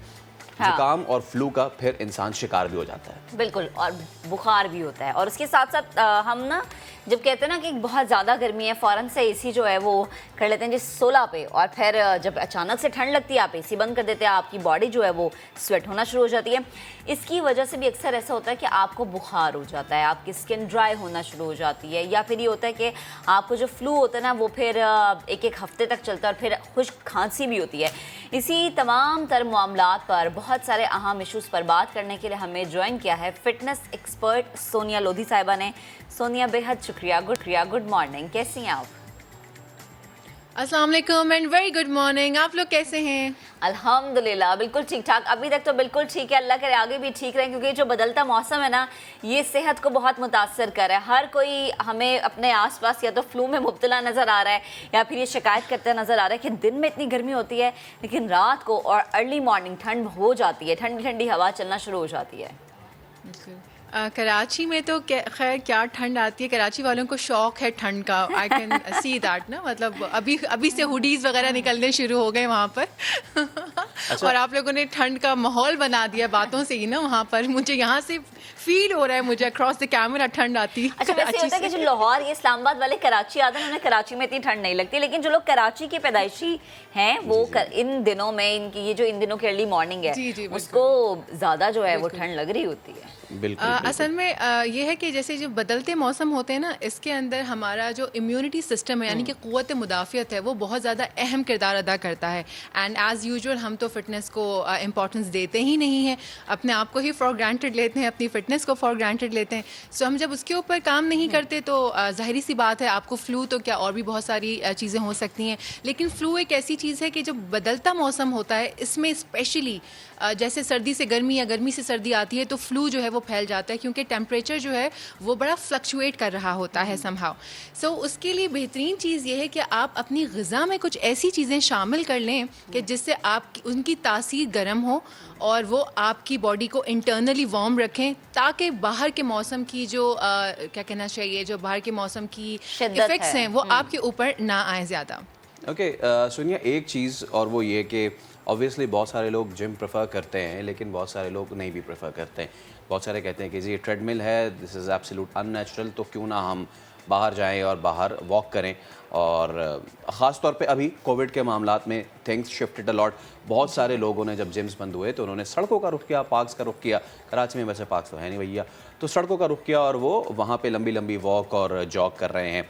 बट अब जैसे ही ये वाला मौसम आता है जिसमें अंदाज़ा नहीं होता हमें कि सर्दी आ गई है या अभी नहीं आई है, उसमें लोग उसी अटायर में निकलते हैं, उसी हल्की टी शर्ट में या शॉर्ट्स में या 3/4 में निकल जाते हैं। और उसके बाद जब वो घर वापस आते हैं तो उनकी नाक भी बहरी होती है और सर भी भारी हो रहा होता है। तो ऐसे में हमें किन चीज़ों का ख्याल रखना चाहिए, ख़ासतौर पे ऐसे सीज़न में कि जब हम बाहर आउटडोर कोई वर्कआउट करने जा रहे हैं या इवन वॉक या जॉग करने जा रहे हैं? आपने बहुत अच्छा क्वेश्चन रेज़ किया, थैंक यू। ये इस बात को मैं बहुत बार करना चाहती थी बट समहाउ कर नहीं पाती थी। एक्चुअली क्या होता है, जब हम उसी अटायर में खूब स्वेटिंग करते हैं और हम हाफ 3/4 पहने हुए या टी शर्ट्स पहने हुए, तो जो बाहर की ठंड होती है वो ऑब्वियसली आपकी बॉडी पर इफ़ेक्ट करती है। और इसके साथ साथ जो आपने जिक्र किया, इसके अलावा बॉडी पेन्स, बॉडी एक्स भी आ जाते हैं। लाइक शोल्डर पेन शुरू हो जाता है या आर्म में पेन शुरू हो जाता है या काफ मसल्स हमारे ऐसा लगता है कि जैसे अंदर से खिंच गए हैं।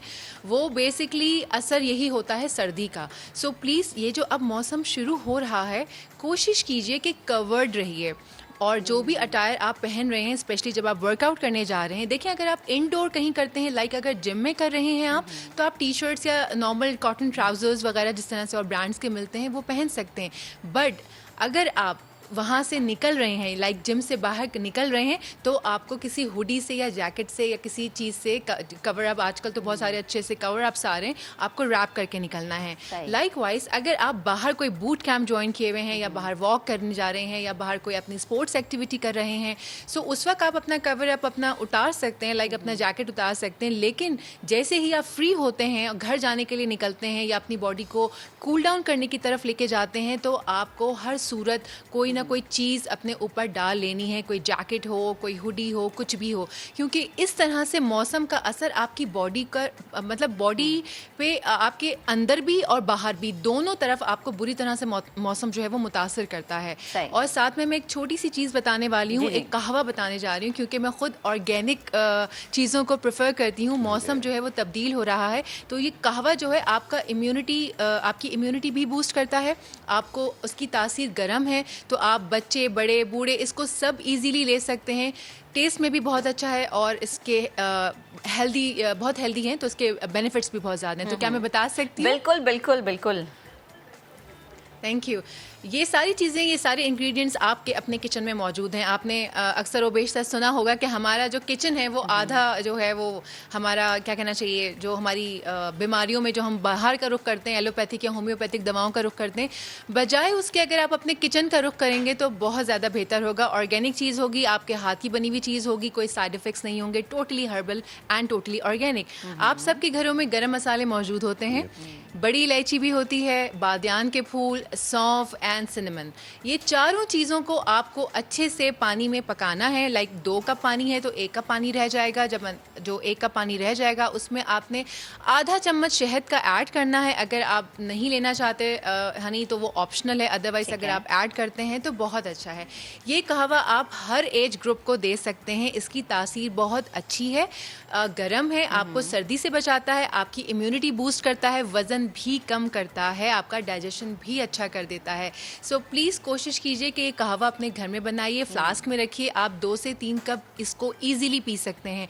तो अगर आप ये पीकर भी बाहर जाते हैं या बाहर से वापस आकर घर में सोने से पहले पीते हैं, तो ये फ्लू और इस किस्म की जो चीज़ें हैं, जो मौसमी असरात हमारी बॉडी के ऊपर आते हैं, आप इससे बहुत हद तक बचाव कर सकते हैं। सही है। अच्छा सुनिए, आपने स्टार्ट में बात की थी अपना डाइट प्लान हमें थोड़ा सा चेंज करना है। मैं चाहूँगी, कहवा तो आपने बता दिया, लेकिन आजकल के टाइम में हमारा डाइट प्लान क्या होना चाहिए? दिन में क्या खाना है, रात को डिनर में आपने क्या लेना है, सुबह ब्रेकफास्ट आपने क्या करना है? क्योंकि कहते हैं कि जैसे जैसे सर्दी आती है, अच्छा आप अपने नाश्ते में अंडों की तादाद बढ़ा दें, आप गर्म दूध का इस्तेमाल करें, तो क्योंकि अंडों की तासीर गर्म होती है ना, इसीलिए वो कहते हैं कि जी अंडे आप ज़्यादा खाइए। लेकिन देखें, अगर आप डाइट प्लान, अंडे भी आप 2 से 3 जब खाएं कि जब आपका उतना ही एक्सर्शन भी हो रहा है। लाइक अगर आप 2 से 3 अंडे खा रहे हैं, मतलब आप इतनी ज़्यादा कैलोरीज इनटेक कर रहे हैं लेकिन आपका एक्सर्शन 0 है, तो वही अंडे जो हैं वो फैट में कन्वर्ट होके तो आपकी टमी पे और आपके डिफरेंट बॉडी पार्ट्स पे स्टोर होके फैट बन जाएगा, मोटापे का शिकार हो जाएंगे। अगर आप अपनी डाइट हेल्दी रख रहे हैं, 2 से 3 अंडे उसमें बढ़ा रहे हैं, मौसम ऐसा है, ड्राई फ्रूट्स जो हैं वो बड़े लोग शौक से इनटेक करते हैं इस मौसम में, कॉफ़ी के साथ, चाय के साथ ज़रूर कीजिए, लेकिन ये सोच के कीजिए कि आपको उसको एतदाल में लेना है। लाइक ऐसे नहीं कि आपने बहुत 2-2 3-3 बोल्स, मैंने देखा कि लोग खाते हैं कि जी सर्दियां हैं तो, लेकिन वही चीज़ आपके फैट में स्टोर हो जाती है ना बाद में जाकर, अगर आपका एक्सर्शन नहीं है। सर्दियों में वैसे भी यूजुअली लोग जो हैं थोड़ा सा लेज़ी हो जाते हैं, वर्कआउट नहीं करते, वॉक भी नहीं करते, ब्लैंकेट्स में रहते हैं। तो कोशिश कीजिए जो भी चीज़ आप अपनी डाइट में ऐड ऑन कर रहे हैं उसको थोड़ा सा ही करें और उतनी ही एनर्जी एक्सर्ट भी करें ताकि वो चीज़ आपके फैट में स्टोर ना हो, फैट में कन्वर्ट होकर स्टोर ना हो। 2 अंडे खाएं, ज़रूर खाएं, लेकिन अगर आप 10 मिनट वॉक करते हैं तो 20 मिनट वॉक कीजिए। अगर आप 1 घंटा वॉक करते हैं, आप थोड़ा सा 10 मिनट उसमें मज़ीद बढ़ा दीजिए। जितना जितना आप अपनी डाइट में जो जो चीज़ें ऐड ऑन कर रहे हैं, सर्दियों की जो चीज़ें होती हैं लाइक ड्राई फ्रूट्स हो गए, देसी अंडे हो गए, इनमें ज़रा कैलोरीज हाई होती हैं एज़ कम्पेयर टू जो नॉर्मल रेगुलर डाइट होती है।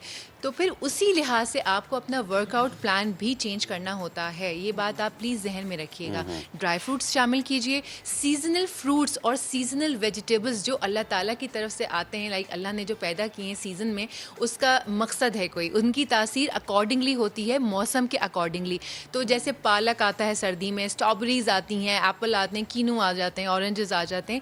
ये सारी चीज़ें अगर आप अपने डाइट में शामिल करेंगे, साथ में थोड़ा प्रोटीन हाई कर दें लाइक गोश्त, क्योंकि उसका भी तासीर गर्म होती है। सो ये सारी चीज़ें अगर आप डाइट में शामिल कर रहे हैं तो प्लीज़ अपना वर्कआउट प्लान या अपनी एक्सरसाइज या अपना वॉक या जो भी स्पोर्ट्स आप खेलते हैं उसको भी उसी लिहाज से प्लीज़ बनाइएगा, अपना प्लान उसी तरह से बनाइएगा। अच्छा सोनिया, एक चीज़ जो कि a bit deviating from the weather versus gym topic that we are discussing, but still ये क्वेश्चनेबल भी है और डिस्कशन इस पर ज़रूर होनी चाहिए।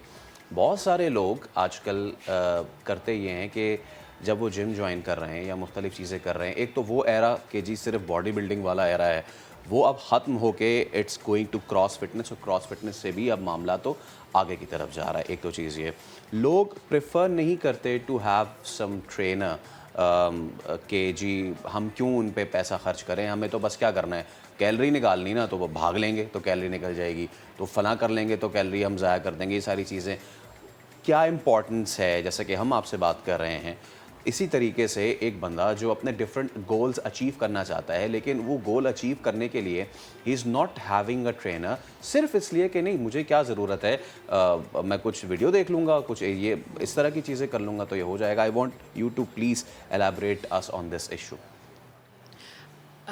Very nice question, I must say. सबसे पहली बात कि आपका फ़िटनेस गोल क्या है, ये सारी बातें इस पर डिपेंड करती हैं। कुछ लोग अगर सिर्फ अपने आप को मेंटेन करने के लिए कर रहे हैं तो वो ज़रूर लाइक वीडियोस देखें, अगर वो उनका वेट इतना अच्छा है, उनकी बॉडी इतनी फ़िट है कि वो ख़ुद से कर सकते हैं, सो ज़रूर करें। लेकिन अगर आपका फ़िटनेस गोल है कि जी आपको फ़ैट लॉस ट्रांसफॉर्मेशन में जाना है, वेट लॉस करना है या बॉडी कटिंग में देनी है, तो फिर आपको हर सूरत एक सर्टिफाइड ट्रेनर रिक्वायर्ड होता है, क्योंकि वो आपको उसके अकॉर्डिंगली आपका वर्कआउट प्लान करता है, अकॉर्डिंगली आपकी डाइट प्लान करता है, उसके बाद आपके रिजल्ट्स आने शुरू होते हैं। लेकिन मैं आपको एक एग्जांपल दूंगी जी, एक साहिबा या कोई साहब हैं और उनको 10 से 15 kg रिड्यूस करना है और वो समझते हैं कि मैं सिर्फ ट्रेडमिल पे भागूंगा या मैं बाहर भागूंगा और मेरा वेट रिड्यूस हो जाएगा। देखिए, वेट कम होना और स्ट्रेंथ गेन करना, समहाउ ये होता है कि लोग खुद से करते हैं, वेट तो कम हो जाता है लेकिन स्ट्रेंथ पुअर हो जाती है, अंदर से वो मसल लूज़ कर देते हैं अपना। सो ये एक एक्चुअली पूरी साइंस होती है कि अगर आप अपना फ़ैट रिड्यूस कर रहे हैं तो आपको अपने मसल को भी उतना ही टारगेट करना होता है, वरना आपकी बॉडी जो है वो आपके फ़ैट जब आपका ख़त्म हो जाता है फिर वो आपके मसल से एनर्जी लेना शुरू कर देती है और उसके बाद ये होता है उसके आफ्टर इफेक्ट्स कि आप अपना मसल लूज़ कर देते हैं, आपकी बॉडी डी शेप हो जाती है। सो उसके लिए बेहतरीन ये है कि अगर आप फ़ैट लॉस या वेट लॉस ट्रांसफॉर्मेशन जर्नी में जाना चाहते हैं, सो प्लीज़ मेरी रिकमेंडेशंस हमेशा से ये होती हैं कि आप कोई सर्टिफाइड ट्रेनर अपने साथ साथ रखें। 2 महीने 3 महीने आप जब उसके साथ करेंगे आपको रिजल्ट्स आएंगे, आपको खुद पता चल जाएगा। बट आप अपना फिटनेस गोल पहले डिसाइड कीजिए कि आपका आया फिटनेस गोल है क्या, आप कितना रिड्यूस करना चाहते हैं, मेंटेन करना चाहते हैं या वेट गेन करना चाहते हैं। इन सारी सूरतों को मद्देनज़र रखते हुए फिर आप आगे से देखते हैं कि आपको करना क्या है। और सोनिया, ये चीज़ बड़ी इंपॉर्टेंट है अब हमें अपने लोगों को भी बताना, बिकॉज वी ऑल, जिसको कहते हैं ना, शायर कहता है कि है दिल के लिए मौत मशीनों की हुकूमत। We are so much into our professional lives और हम इतना ज़्यादा we are adhered to earning in each and everything कि हम अपने आप पे टाइम इन्वेस्ट करना शायद भूल चुके हैं। Okay, will go to a fitness camp, will go to a boot camp, 42 दिन 40 दिन 15 दिन 30 दिन के भी आ रहे हैं अब तो क्रैश 11 दिन में भी वज़न कम करके दिखाते हैं आपको। तो हो सकता है पानी पी के भी आप सब कुछ कर सकते हैं, बट मैं चाहूँगा कि आप देखने वालों को ये ज़रूर बताएं कि ये कोई मतलब कोई प्रोग्राम नहीं है, ये जो है इसको लाइफस्टाइल में ऐड करना बहुत ज़रूरी है, इसको अपना रूटीन बनाना बड़ा ज़रूरी है। भले से आप दिन में हर रोज़ाना 15 मिनट तो अपने आप को दें, 10 मिनट भी अगर अपने हाँ, ऊपर क्या हमारे पास पाँच अपने लिए 10 और 15 मिनट भी नहीं है इसको लाइफस्टाइल में ऐड करने के लिए? सोनिया, आप बिल्कुल सही कह रहे हैं। देखिए, अगर मैं आपसे भी ये चीज़ एक शेयर करूं कि जो मेरे पास भी लोग आते हैं या मैंने अब तक जिन लोगों के साथ भी इंटरेक्शन किया है regarding fitness sessions and all, मुझे एक जुमला सुनने को मिलता है, लाइक मुझे या तो पतला होना है, मुझे वेट गेन करना है या ये करना है। कभी भी मैंने किसी एक इंसान से ये नहीं सुना कि मुझे फ़िट रहना है या मुझे बेसिकली हेल्दी लाइफस्टाइल मेंटेन करना है, इसीलिए मैं ये चीज़ ज्वाइन करना चाहता या करना चाहती हूँ।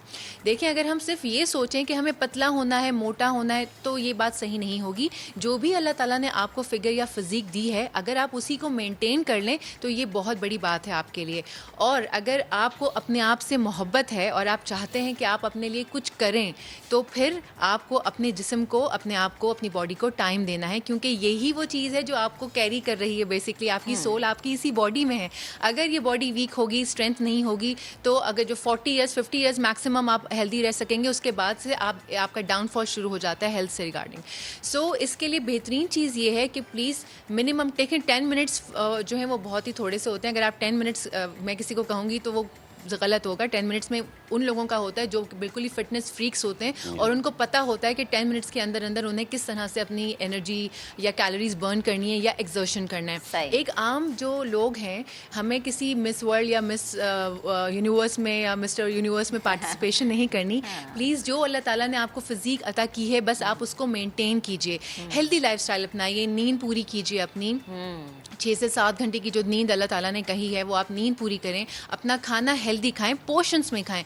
ज़रूरी नहीं है कि जी आप बहुत सारे पैसे फेंकें और उसके बाद आप डाइट प्लान बनाएं। देखिए, अगर आप खुद ही से अपनी कैलोरीज़ को अंडर ऑब्जर्वेशन रखें कि जी मैंने सुबह से लेकर रात तक ये खाना है, मेरी बॉडी का BMI और BMR ये है और मुझे इतनी कैलोरीज रिक्वायर्ड हैं, खुद आप अपने आप को अंडर ऑब्जर्वेशन रखें, आपने क्या खाया क्या नहीं खाया। 40 मिनट मिनिमम। मैं 40 मिनट इसलिए कह रही हूँ क्योंकि जो रेगुलर जो हमारे देखने वाले व्यूअर्स हैं, मोस्टली उसमें से ऐसे लोग नहीं हैं कि जो डेली बेसिस पे वर्कआउट करते हैं। 40 मिनट अपने जहन में इस बात को रखें। 40 मिनट सिर्फ वॉक नहीं करनी, 40 मिनट के अंदर आपने वॉक करनी है, स्प्रिंटिंग करनी है, जॉगिंग करनी है। अपने इस पूरे सर्कल को रिपीट करते रहना है 40 मिनट्स, तब जाके आपके कार्डियोवास्कुलर एक्टिविटी जो है वो एक्टिवेट होंगे आपके मसल्स और आप कैलोरीज बर्न करना शुरू करेंगे। सिर्फ वॉक करने से इतना ज़्यादा नहीं होगा।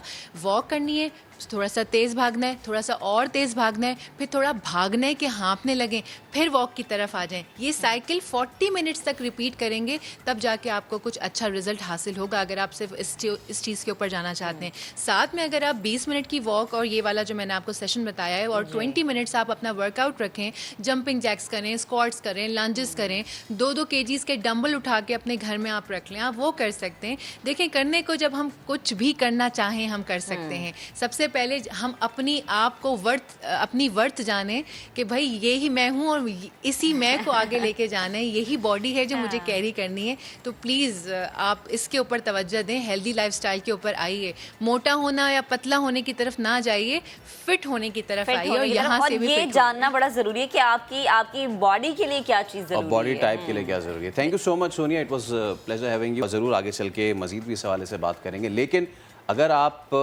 अपने लिए रोज़ाना 30-40 मिनट नहीं निकाल सकते तो फिर क्या कर सकते हैं? क्या कर सकते हैं? अपनी ब्रेक ले ज़िंदगी सकते हैं। आप अर्ली मॉर्निंग या फिर रात को या शाम को अपनी ज़िंदगी अपने आप को 40 मिनट तो दे अपनी सकते हैं। स्ट्रेसफुल ज़िंदगी को ब्रेक लगाएं और हम भी ब्रेक लेते हैं। हाँ, और ब्रेक के बाद दोबारा हाजिर होंगे, हमारे साथ रहिएगा।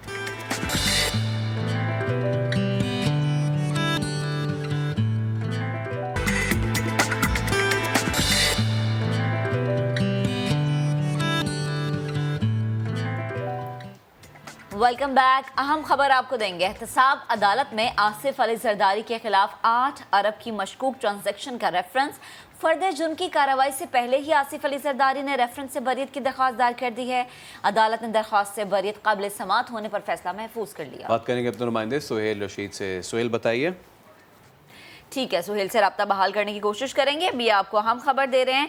एहतसाब अदालत आसिफ अली जरदारी के खिलाफ 8 अरब की मशकूक ट्रांजैक्शंस का ये रेफरेंस है और आसिफ अली जरदारी ने रेफरेंस से बरीत की दरख्वास्त दायर कर दी है। आसिफ अली जरदारी की दरख्वास्त से बरीत काबिल समात होने पर यह फैसला महफूज किया गया है। केस में कौमी खजाने को नुकसान पहुँचाने का कोई इल्ज़ाम नहीं, फारूक नाइक की जानिब से मौक़िफ़ अपनाया गया है। इस केस में फ़र्द जुर्म आयद नहीं हो सकती, बरी किया जाए। दरख्वास्त पर नैब को नोटिस जारी करके जवाब तलब करें। फारूक नाइक की जानिब से ये मौक़िफ़ अपनाया गया है। आपको अपडेट करें, आसिफ अली जरदारी के वकील ने नैब तरमीमी ऑर्डिनेंस का हवाला भी दिया है इस तमाम तर मामले में। बच्चे हमारे अहद के होशियार हो गए, होनहार हो गए और कामयाब हो गए। आज आपको मिलवाएंगे कि ऐसे ही टैलेंटेड बच्चे से जिसने मोबाइल फ़ोन और टेक्नोलॉजी का क्या ही खूबसूरत इस्तेमाल किया है और क्या बात है कि क्या बात है, उन्होंने क्या बात बना दी ऐसी कि हर कोई कहने पे मजबूर हो गए फैसल कि अहमद क्या बात है, आपने क्या कर दिया। इशू इज़ कि बहुत सारे लोग कहते हैं कि जी टिकटॉक यूज़ करना कोई बुरी बात नहीं है, फलां यूज़ करना कोई बुरी बात नहीं है। Now here are the kids जो कि दुनिया को बता रहे हैं कि जी बिल्कुल हम सिर्फ ये वाली चलने फिरने और उड़ने वाली वीडियोस बना के ही मशहूर नहीं होना चाहते, हम फिलैंथ्रोपिस्ट बनना चाहते हैं, लोगों की खिदमत करना चाहते हैं। और उम्र कितनी है जी? 13 साल। आई मीन कम ऑन, 13 साल। 13 साल में महक आप क्या कर रही थी? 13 साल में मैं तो मुझे लगता है अपनी अम्मा को तंग ही कर रही थी। 13 साल में मेरे ख्याल से मैं साइकिल वाइकिल चला रहा था, मिट्टी में खेल रहा हूँ, क्रिकेट खेल रहा हूँ ज़्यादा। लेकिन ये अहमद जमाल हैं जिन्होंने एक ऐप तैयार कर ली है। और ये ऐप भी कैसी है?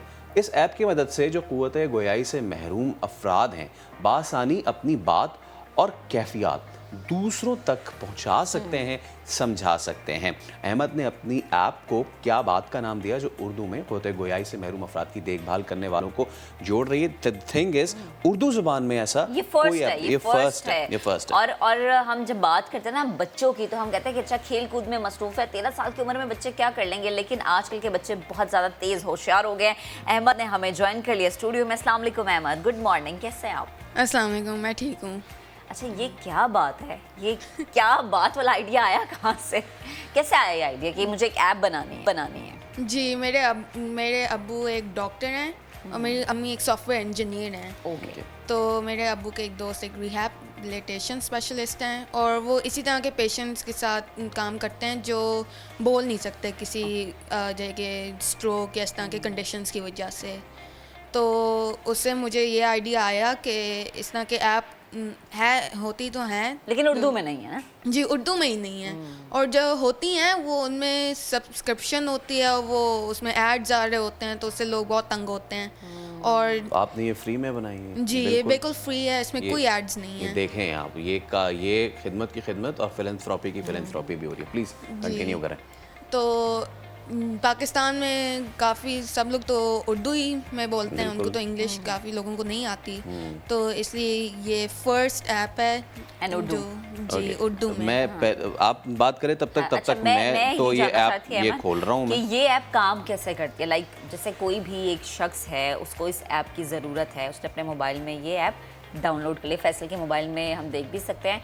और मुझे आप पीछे पीछे एक्सप्लेन करते रहे ना कि आपकी ऐप काम कैसे करती है, बताएं। इसको मैं जी, इंस्टॉल तो इसमें जब आप इंस्टॉल करते हैं तो आपका एक मेन्यू आता है, उसमें काफ़ी बटन्स होते हैं, यानी कि डिफरेंट सेक्शंस के, जैसे कि अगर आप कुछ चाहते हैं तो आप क्लिक करें, एक बटन आएगा कि मुझे चाहिए, उसमें और सारे बटन्स आएंगे कि आप जैसे कि बटन्स होंगे कि आपको क्या चाहिए। तो जैसे कि अगर आपको पानी चाहिए तो आप उस बटन बना होगा कि मुझे पानी चाहिए, तो ये मेन्यू पर आया हुआ है। तो ये है सारा मेन्यू और इसमें मेरी कैफियत और if you can zoom that out और मुझे क्या चाहिए। अच्छा ये अहमद मुझे बताते जाओ, ये सबसे पहला तो टैब है मेरी कैफियत के इसमें मैं जाऊँ तो अगर आपको प्यास लग रही है, भूख लग रही है, गर्मी लग रही है, ये सारे ऑप्शंस आए हुए हैं। यानी जो आपकी फीलिंग है वो सारा इस पे आपने बड़े अच्छे तरीके से एक्सप्लेन भी कर दिया। सबसे अच्छी बात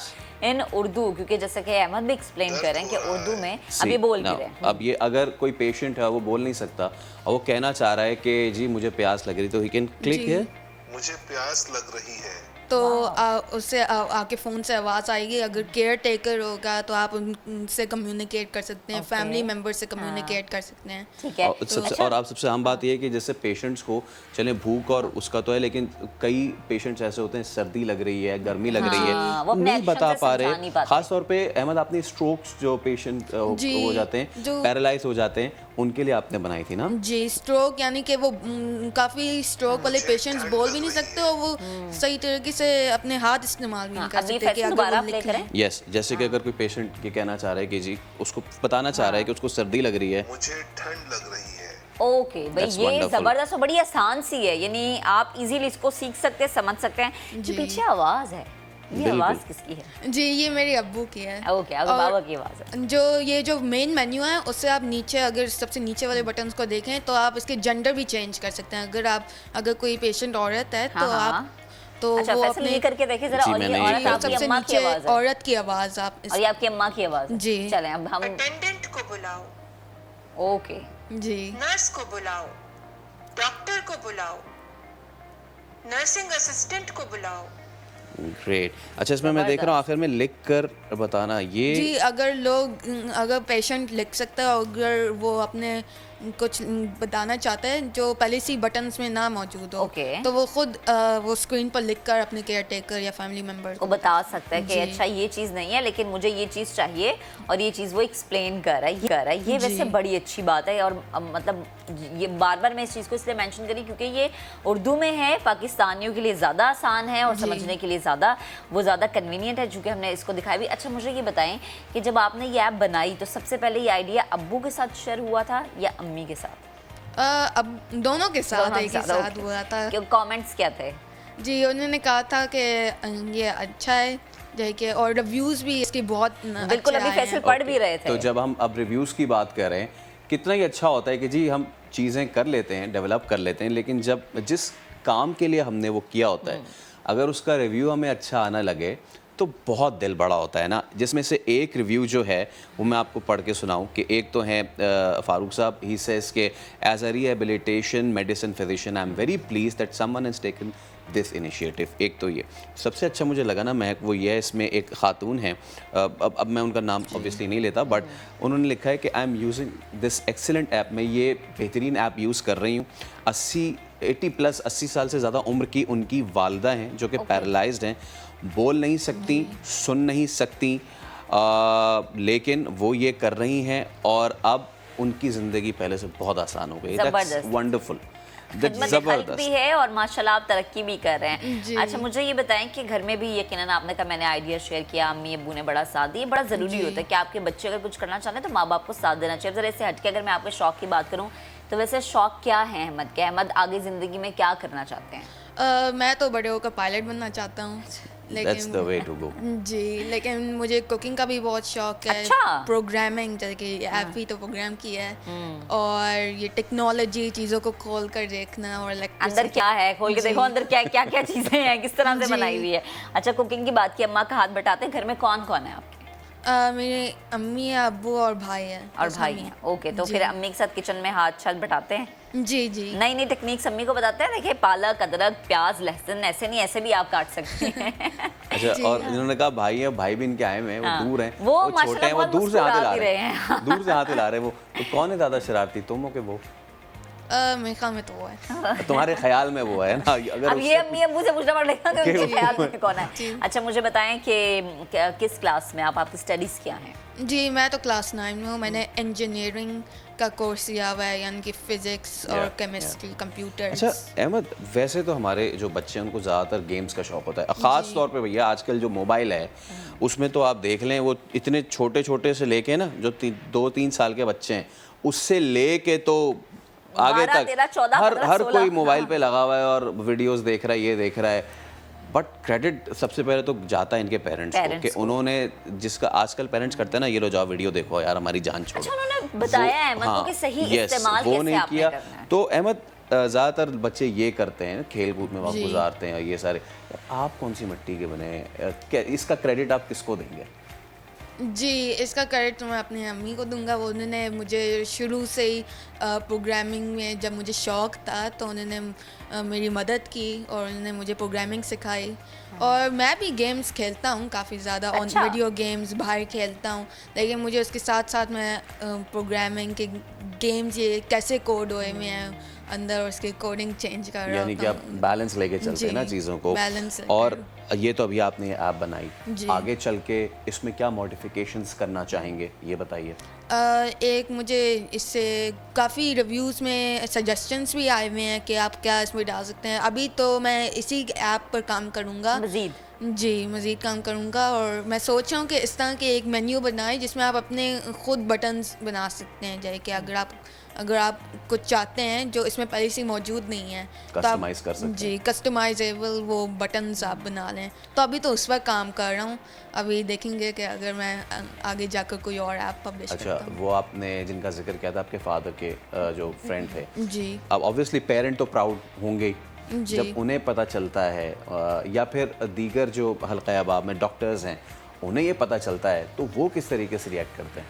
जी, वो भी मुझसे बहुत खुश हो रहे थे, कह रहे थे कि बहुत मज़े की ऐप है कि, और जो वही रिहैब स्पेशलिस्ट हैं वो भी कह रहे थे कि ये बहुत लोगों के का फ़ायदा है ना उनका, कि जो बोल नहीं सकते, जो बता नहीं सकते।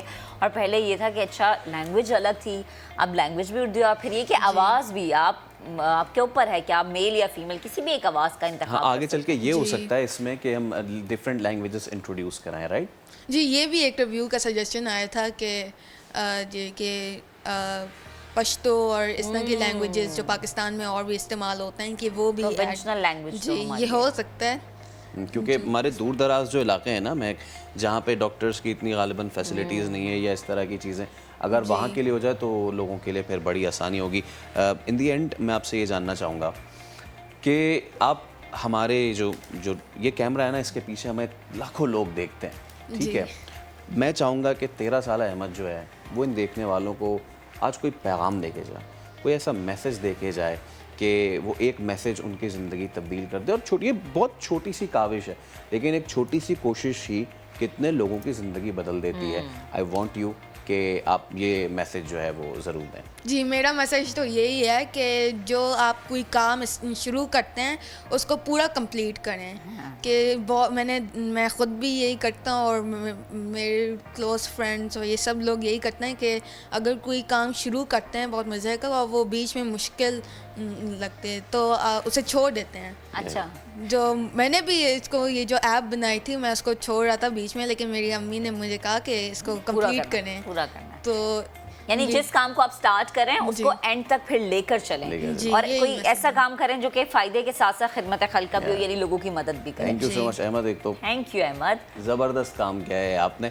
और अहमद थे हमारे साथ, 13 साल इनकी उम्र है, लेकिन हमारे मुल्क में जहाँ हम आए रोज़ परेशानियाँ और मसाइल डिस्कस करते हैं मैं कि कितने मसले हैं, कितने मसाइल हैं और नाउम्मीद हो जाते हैं, लेकिन अहमद जैसे बच्चे वो उम्मीद की रोशन दिया है। भले से ये जो है हवा के ख़िलाफ़ रखे हुए ये दिया, लेकिन उस दिए की लौ ही ताकतवर होती है जो उस तेज़ हवा के साथ लड़ सके, और Ahmed is one of those examples. बिल्कुल, और जिनके भाई उधर बैठ के हंस रहे हैं ना, और आपके लिए भी ये पैगाम है, अब आपने भी बड़ी मेहनत करनी है, भाई को जो है ना आपने बताना है कि मैं भी कम नहीं हूँ आपसे। अभी एक ब्रेक लेंगे, ब्रेक के बाद वापस आएंगे, स्टे विद अस।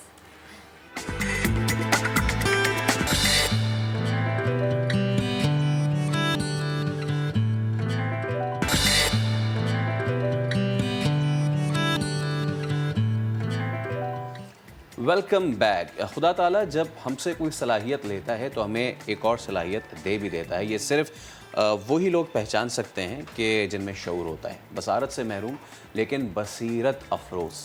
आज नाबीना अफराद का आलमी दिन यौम सफ़ेद छड़ी मनाया जा रहा है।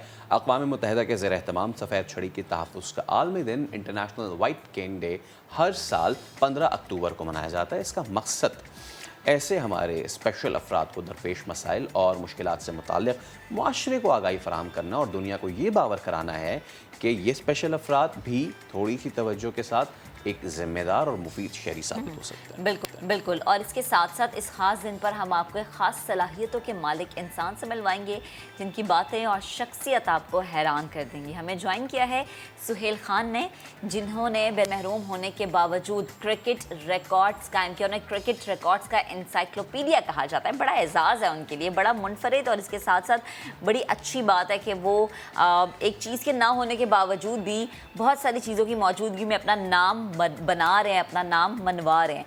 सुहेल भाई हमें स्टूडियो में ज्वाइन कर चुके हैं। अस्सलाम वालेकुम, गुड मॉर्निंग, कैसे हैं सुहेल भाई? गुड मॉर्निंग, वालेकुम अस्सलाम, परफेक्टली फाइन एंड शाइन। ज़बरदस्त। अच्छा, कहते हैं ना कि कोई भी मुश्किल आन पड़ती है, कोई भी ऐसा रुकावट हो जाती है तो इंसान डगमगा जाता है, उसके कदम जो हैं वो आगे बढ़ नहीं पाते। लेकिन जैसे फैसल ने भी आगाज़ में कहा ना कि एक चीज़ अगर नहीं होती तो अल्लाह ताला उसके बाद हमें बेशुमार सलाहियतें दे देता है, लेकिन उन सलाहियतों को दुनिया के सामने लेकर आना, उन सलाहियतों को चैलेंज के बावजूद दुनिया को बताना कि मैं ये कर सकता हूँ, मैं एक मिसाल हूँ दुनिया के लिए, आपकी नज़र में, आपके नज़दीक कितना बड़ा चैलेंज बजाते खुद है? अगर मैं अपनी बात करूं तो मैंने इस मुश्किल को मुश्किल समझा ही नहीं। इसकी वजह सिंपल सी है, because by birth I am visually impaired. तो जब आपको होश संभालते ही ये पता हो कि आप विजुअली इम्पेयर्ड हैं तो आपके पास दो रास्ते होते हैं, या तो लोगों पे बोझ बन जाए या लोगों के लिए इंस्पिरेशन बन जाए। तो बात यह है कि मैं शुरू दिन से ही मेरे जो एक माइंडसेट था ना वो इसी तरफ था। रेडियो बचपन से सुनना, टीवी तो म्यूज़िक तो स्पोर्ट्स, तो पता है ना कि शुरू से ही मैं इस तरफ लग गया था। जो आपको पता है कि बीइंग अ 90s किड, आपको तो पता है 90s के दौर में 90s का म्यूज़िक और 90s का दौर था कैसा। हाँ, कैसा? हमें तो म्यूज़िक में और दौर ही ऐसा था, रेडियो भी FM भी नए नए आए थे पाकिस्तान में, तो उस तरफ शुरू से ही इंटरेस्ट और हमारी 90s की क्रिकेट भी भैया एब्सोल्युटली क्रिकेट भी, और 90s के हर लिहाज से मैं बीइंग अ 90s किड मैं कहता हूँ कि बहुत खुशकिस्मत हैं लोग जिन्होंने 90s का दौर देखा है। यस। तो बस वो कहते हैं ना कि बस, तो मेरा साथ ये था कि इसको मैंने कभी, बस ये था कि मैंने बहुत बड़े बड़े गोल्स डे वन से नहीं बनाए थे। मैं वो इंसान हूँ जो वक्त के साथ चलने वालों में से हूँ, छोटे छोटे गोल्स बना के अचीव करने वालों में से हूँ। बहुत ज़्यादा आप बड़े देख ले तो आप फिर छोटी चीज़ों को भूल जाते हैं। तो मेरा शुरू से ही माइंडसेट ऐसा था। रेडियो सुनना शुरू किया, बहुत 5-6-7 साल की एज से मैंने रेडियो पे कॉल्स करना शुरू कर दी थी, तो एक उसी से कॉन्फिडेंस मिलना शुरू हुआ। फिर इत्तेफाक से रेडियो ने बड़ा किरदार अदा किया। रेडियो पाकिस्तान FM 101 मैंने ज्वाइन किया था एज एन RJ, वहीं से वहीं पे कॉल भी करता था, वहीं पे फिर मैंने ज्वाइन भी किया। और जिसकी तरबियत रेडियो पाकिस्तान FM 101 जैसे इदारों से होगी तो आप सोचिए, तो फिर ज़िंदगी में कामयाबी मिलना तो आपको मिल ही जाती है। बेशक। और वो जो ये जो आवाज़ का थ्रो है ना, उसी से अंदाज़ा हो रहा है कि ये आवाज़ जो है ये रेडियो की है। अच्छा सुहेल भाई, हम ऑब्वियसली हमारे मुल्क में बेपनाह टैलेंट है, और लेकिन प्रॉब्लम हमारे पास उस वक्त आ जाती है जब इंफ्रास्ट्रक्चर की कमी हो जाती है। हम देखते हैं कि मुख्तलिफ जब शॉपिंग मॉल्स होते हैं तो उसमें अगर कोई व्हील चेयर पे कोई खातून या मर्द हैं, उनके लिए रैंप नहीं है। मुख्तलिफ बैंक्स हैं जहाँ पे इस तरह के ये मामलात नहीं हैं। तो और सिमिलरली हमारे पास जो नाबीना अफराद हैं, उनकी रोड क्रॉसिंग वाले मामलात, ये सारी चीज़ें क्या क्या मुश्किलात आती हैं, अगर आप हमें बता सकें, सो दैट हमारे देखने वाले जो हैं वो ये सुन सकें और रियलाइज़ कर सकें। देखिए, सारी जो आप बात कर रहे हैं बैंक्स में और ये जो आप बात कर रहे हैं रोड क्रॉसिंग की, ये वो सारी देखिए नो डाउट मैं इसमें कोई ये नहीं कहूँगा कि ये मुश्किलात नहीं है, बिल्कुल हैं मुश्किलात। लेकिन जब आपके पास मुश्किलात हैं तो देखें हम उसके खिलाफ बात तो कर लेते हैं कि चले इनको हल हो जाना चाहिए, but at the end of the day हर मुश्किल का कोई ना कोई तो अल्टरनेट होता है ना।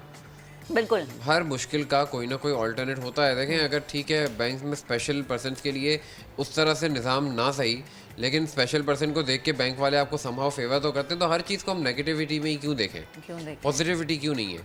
अगर आपको व्हील चेयर के लिए रैंप मौजूद नहीं है लेकिन व्हील चेयर देख कर लोग आपको सपोर्ट करने तो आते हैं ना, तो एक पॉजिटिव पहलू भी तो है। हाँ, बात आपकी ठीक है, मुश्किलात हैं उनको हल होना चाहिए, मैं भी ये कहता हूँ बिल्कुल होना चाहिए, वो बात अपनी जगह। लेकिन हमें मुश्किलात को देख के रोते रहना और अपने आप को रोक लेना ये गलत है। मैं समझता हूँ कि जितना फ़ायदा जिस चीज़ से जहाँ जहाँ उठा सकते हैं, जो फ़ायदे मिल रहे हैं उनका सोचेंगे तो नुकसानों को भी भूल जाएंगे या ऐसी मुश्किलात को भी भूल जाएंगे। Lesson to be learned, that's a lesson too. और ये पॉजिटिविटी होनी चाहिए, हर एक के अंदर होनी चाहिए। अच्छा सुहेल भाई आप मौजूद हैं, मैं चाहूँगी आपकी मौजूदगी का फ़ायदा उठाते हुए क्यों ना कुछ क्रिकेट रिकॉर्ड्स की अगर मैं बात कर लूँ। T20 वर्ल्ड कप का वो फाइनल जिसमें पाकिस्तान ने श्रीलंका को शिकस्त दी और बहुत बड़ा टाइटल अपने नाम किया, अगर उससे मुतालिक कुछ रिकॉर्ड्स आप हमारे साथ शेयर कर सकें तो हमारे नाज़रीन के लिए भी बड़ी अच्छी बात होगी। बिल्कुल, इतवार का दिन था और मुझे याद है उस दिन वर्ल्ड म्यूज़िक डे भी मनाया जाता है 21 जून।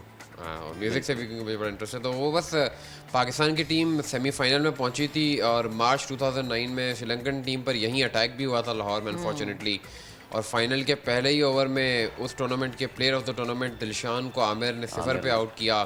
फिर अब्दुल रज़ाक ने सनत जयसूर्या, जहान मुबारक और महिला जयवर्धने को आउट किया। उसके बाद शाहिद आफरीदी और सईद अजमल ने विकेट्स ली। कुमार संगकारा की 50 श्रीलंका को सिर्फ 138 पर पहुंचा सकी। शाहजेब हसन और कामरान अकमल ने बड़ी अच्छी शुरुआत फराहम की पाकिस्तान को, फिर वो दोनों आउट हुए। फिर सेमीफाइनल के player of the tournament, semifinal के player of the match Shahid Afridi और शोएब मलिक ने पाकिस्तान को फतह के करीब भी पहुंचाया और फिर फतह भी दिलवाई। शाहिद आफरीदी ने सेमीफाइनल के साथ साथ फाइनल में भी जो है वो player of the match performance दी। बिल्कुल, और वो जो आखिरी था ना जिसको कहते हैं डेविड लॉयड का वो कमेंट, यस कि रन और no run, big match big player, Shahid Afridi के हवाले से। अच्छा, अब क्योंकि आगे वर्ल्ड T20 आने वाला है, हमारी बड़ी 2007 का तो जो सदमा है वो तो है ही, 2009 का चले वो थोड़ा सा ज़ख्म मुंदमिल ज़रूर हुए, लेकिन एक ज़ख्म गो के आज भी अगर ट्रैक रिकॉर्ड देख लें head to head India versus Pakistan, Pakistan ahead है। लेकिन उनका मीडिया बड़ा सेलिब्रेट करता है, आप तो वर्ल्ड कप में हमसे जीते नहीं, आप तो वर्ल्ड कप में हमसे जीते नहीं। मेरे ख्याल से उनके पास यही एक चीज़ है, क्योंकि अभी भी रिसेंट पास्ट में भी अगर देखें तो जुनैद खान का वो जो ज़बरदस्त स्पेल था इंडिया के खिलाफ इंडिया में, उन्होंने उस वक्त भी उनके पास बड़े ज़बरदस्त खिलाड़ी थे, तबाह बर्बाद कर दिया था। वो पता नहीं क्यों बायलैटरल नहीं खेलते, अगर खेलेंगे तो शायद एक्सपोज हो जाएंगे। वर्ल्ड कप में वन ऑफ आके क्या हो जाता है ये बताएं सुहेल भाई, वर्ल्ड कप का इशू क्या है, हो क्या जाता है? ये फैसल भाई 1992 से इशू है जी। 92, 96, 99, 2011, 2015, 2019, 2003 7 मैच यहाँ पे, फिर T20 पे आए 2007 में एक बॉल आउट, फिर फाइनल, फिर उसके बाद 12, 14, 16, तो हर तरफ वर्ल्ड कप में यही है। ताकि आप देखें चैम्पियंस ट्रॉफी की वो एक पाकिस्तान की फाइनल की जीत, वर्ल्ड कप की सारी मैं समझता हूँ हारों से वो है, लेकिन वो बस आई थिंक साइकोलॉजिकल इशू आप इसे कह लें, या वो शायद कहीं ना कहीं आपके दिमागों पे एक चीज़ हो जाती है जो एक बार टूटना बहुत ज़रूरी है। तो होप्स हो कि वो एक बार इस बार हो। उम्मीदें हैं आपको भी पाकिस्तानी टीम से, और उम्मीद तो हम हमेशा रखते हैं ना। हाँ। अच्छा सुहेल भाई, ये है ना कि पाक भारत टाकरा तो मतलब ठीक है, हर कोई टेलीविजन स्क्रीन पे जम के बैठ रहा होता है, रेडियो सुन रहा होता है, हर कोई कह रहा होता है बस देखना है कि अब ये मैदान कौन मारेगा। लेकिन इस दफ़ा ये भी कहा जा रहा है कि पाकिस्तान इंग्लैंड, पाकिस्तान न्यूजीलैंड का जो मैच है वो भी बहुत ज़्यादा दिलचस्प होगा, क्योंकि वो एक कह रहे हैं ना आजकल फेसबुक की वाली जुबान में कि मज़ा चखाना है। बिल्कुल, और ख़ासतौर पर अभी जो न्यूजीलैंड इंग्लैंड ने किया है हमारे साथ, उसके बाद तो कैसे रेट करते हैं आप हमारे चांसेस को? न्यूजीलैंड में तो न्यूजीलैंड के खिलाफ हमारा बड़ा पलड़ा भारी रहा है इन वर्ल्ड कप फिक्सचर्स, और इंग्लैंड तो 92 की शिकस्त अभी तक नहीं भूला होगा। बिल्कुल, देखिए इंग्लैंड से खेलने के लिए तो हमें पहले सेमीफाइनल तक जाना पड़ेगा, इंग्लैंड तो फिर आएगा, जैसे कि न्यूजीलैंड से हमें 26 को खेलना ही खेलना है। देखें अगर आप चांसेस की बात करें तो अब जो चेंजेस हुई हैं पाकिस्तान की टीम में recent, after inclusion of Sarfaraz and Shoaib Malik, थोड़ा सा एक्सपीरियंस आया है, तो अब थोड़ी सी मुझे चीज़ें बेहतर लगने लगी हैं। लेकिन न्यूजीलैंड के बाद एक्सपीरियंस, मुझे ऐसा लगता है कि आपको मैं अगर स्टैटिस्टिकली बताऊं तो पिछले T20 वर्ल्ड कप से इस T20 वर्ल्ड कप के सिर्फ 6 ऐसे खिलाड़ी हैं न्यूजीलैंड में जो पिछली बार भी थे और इस बार भी हैं। बाकी उनके प्लेयर्स चेंज हैं, कुछ तजुर्बेकार प्लेयर्स नहीं हैं उनके पास अभी उस तरह से, लाइक रॉस टेलर नहीं है, कॉलिन मुनरो नहीं है, तो मुझे लगता है कि उनके वो प्लेस शायद पाकिस्तान के लिए ये चीज़ थोड़ी बेहतर हो जाए। हमारा स्पिन अटैक और यूएई में खेलने का तजुर्बा हमें काम आएगा। देखें, न्यूजीलैंड ने जो हमारे साथ किया उसके बाद ऐसी बात है, अब न्यूजीलैंड भी हमारा एक तरह से रिवायती हरीफों की तरह वाली बात आने लगी है। वैसे ये फीलिंग आपको अफगानिस्तान की टीम के साथ भी खेलते हुए 2019 के वर्ल्ड कप में भी नज़र आई थी, बहुत ज़्यादा वहाँ में भी हाइप एक उसकी भी बन गई थी। तो ये तो है, बट आई थिंक मैं हमेशा एक बात, सब बातों की एक बात, पाकिस्तान को प्रेशर नहीं लेना चाहिए। अगर आप ये सोच के अक्सर बेशतर माइंडसेट ऐसा बन जाता है कि हमें बहुत ये कर देंगे वो कर देंगे, तो प्रॉब्लम हो जाती है। एक अंडर 15 वर्ल्ड कप का फाइनल था पाकिस्तान में, तो पाकिस्तान की जब टीम लॉर्ड्स के ग्राउंड पहुंची, गाड़ी में जा रही थी, तो एक बड़ा इंटरेस्टिंग वाक़या ये था कि उनको गाड़ी में वो वाला गाना सुना दिया गया था, ए मर्द मुजाहिद जाग ज़रा। तो जब आप इस तरह के गाने सुनाएंगे तो एक हाईली प्रेशर आपके ऊपर आ जाता है। तो आई थिंक हमें रिलैक्स रहना चाहिए और क्रिकेट पे फोकस करना चाहिए। अच्छा सुहेल भाई, लास्ट में मैं चाहूँगी आप हमारी तमाम देखने वालों को एक छोटा सा पैगाम स्पेशली आज के दिन के हवाले से। देखें, डिसेबिलिटी सिर्फ डिसेबिलिटी ये नहीं है कि आप देख नहीं सकते, आप सुन नहीं सकते, आपके साथ कोई प्रॉब्लम है। एहसास कमतरी भी एक डिसेबिलिटी है। अगर आपके अराउंड रहने वाला किसी वजह से मेंटली डाउन है, डिस्टर्ब है, अगर आप उसको भी हौसला दे दें तो वो भी एक तरह से डिसेबिलिटी है। तो सिर्फ डिसेबिलिटी ये नहीं है कि आपके साथ कोई प्रॉब्लम है। ज़बरदस्त ज़बरदस्त, बेहद शुक्रिया सुहेल भाई, आप आए गाला हमारे लिए। और जब आज का प्रोग्राम हमारा अपने इख्तिताम को पहुंच गया है, कल आपसे फिर से मुलाकात करेंगे, बहुत सारी बातें करेंगे। अपना बहुत सा ख्याल रखें। अल्लाह हाफ़िज़।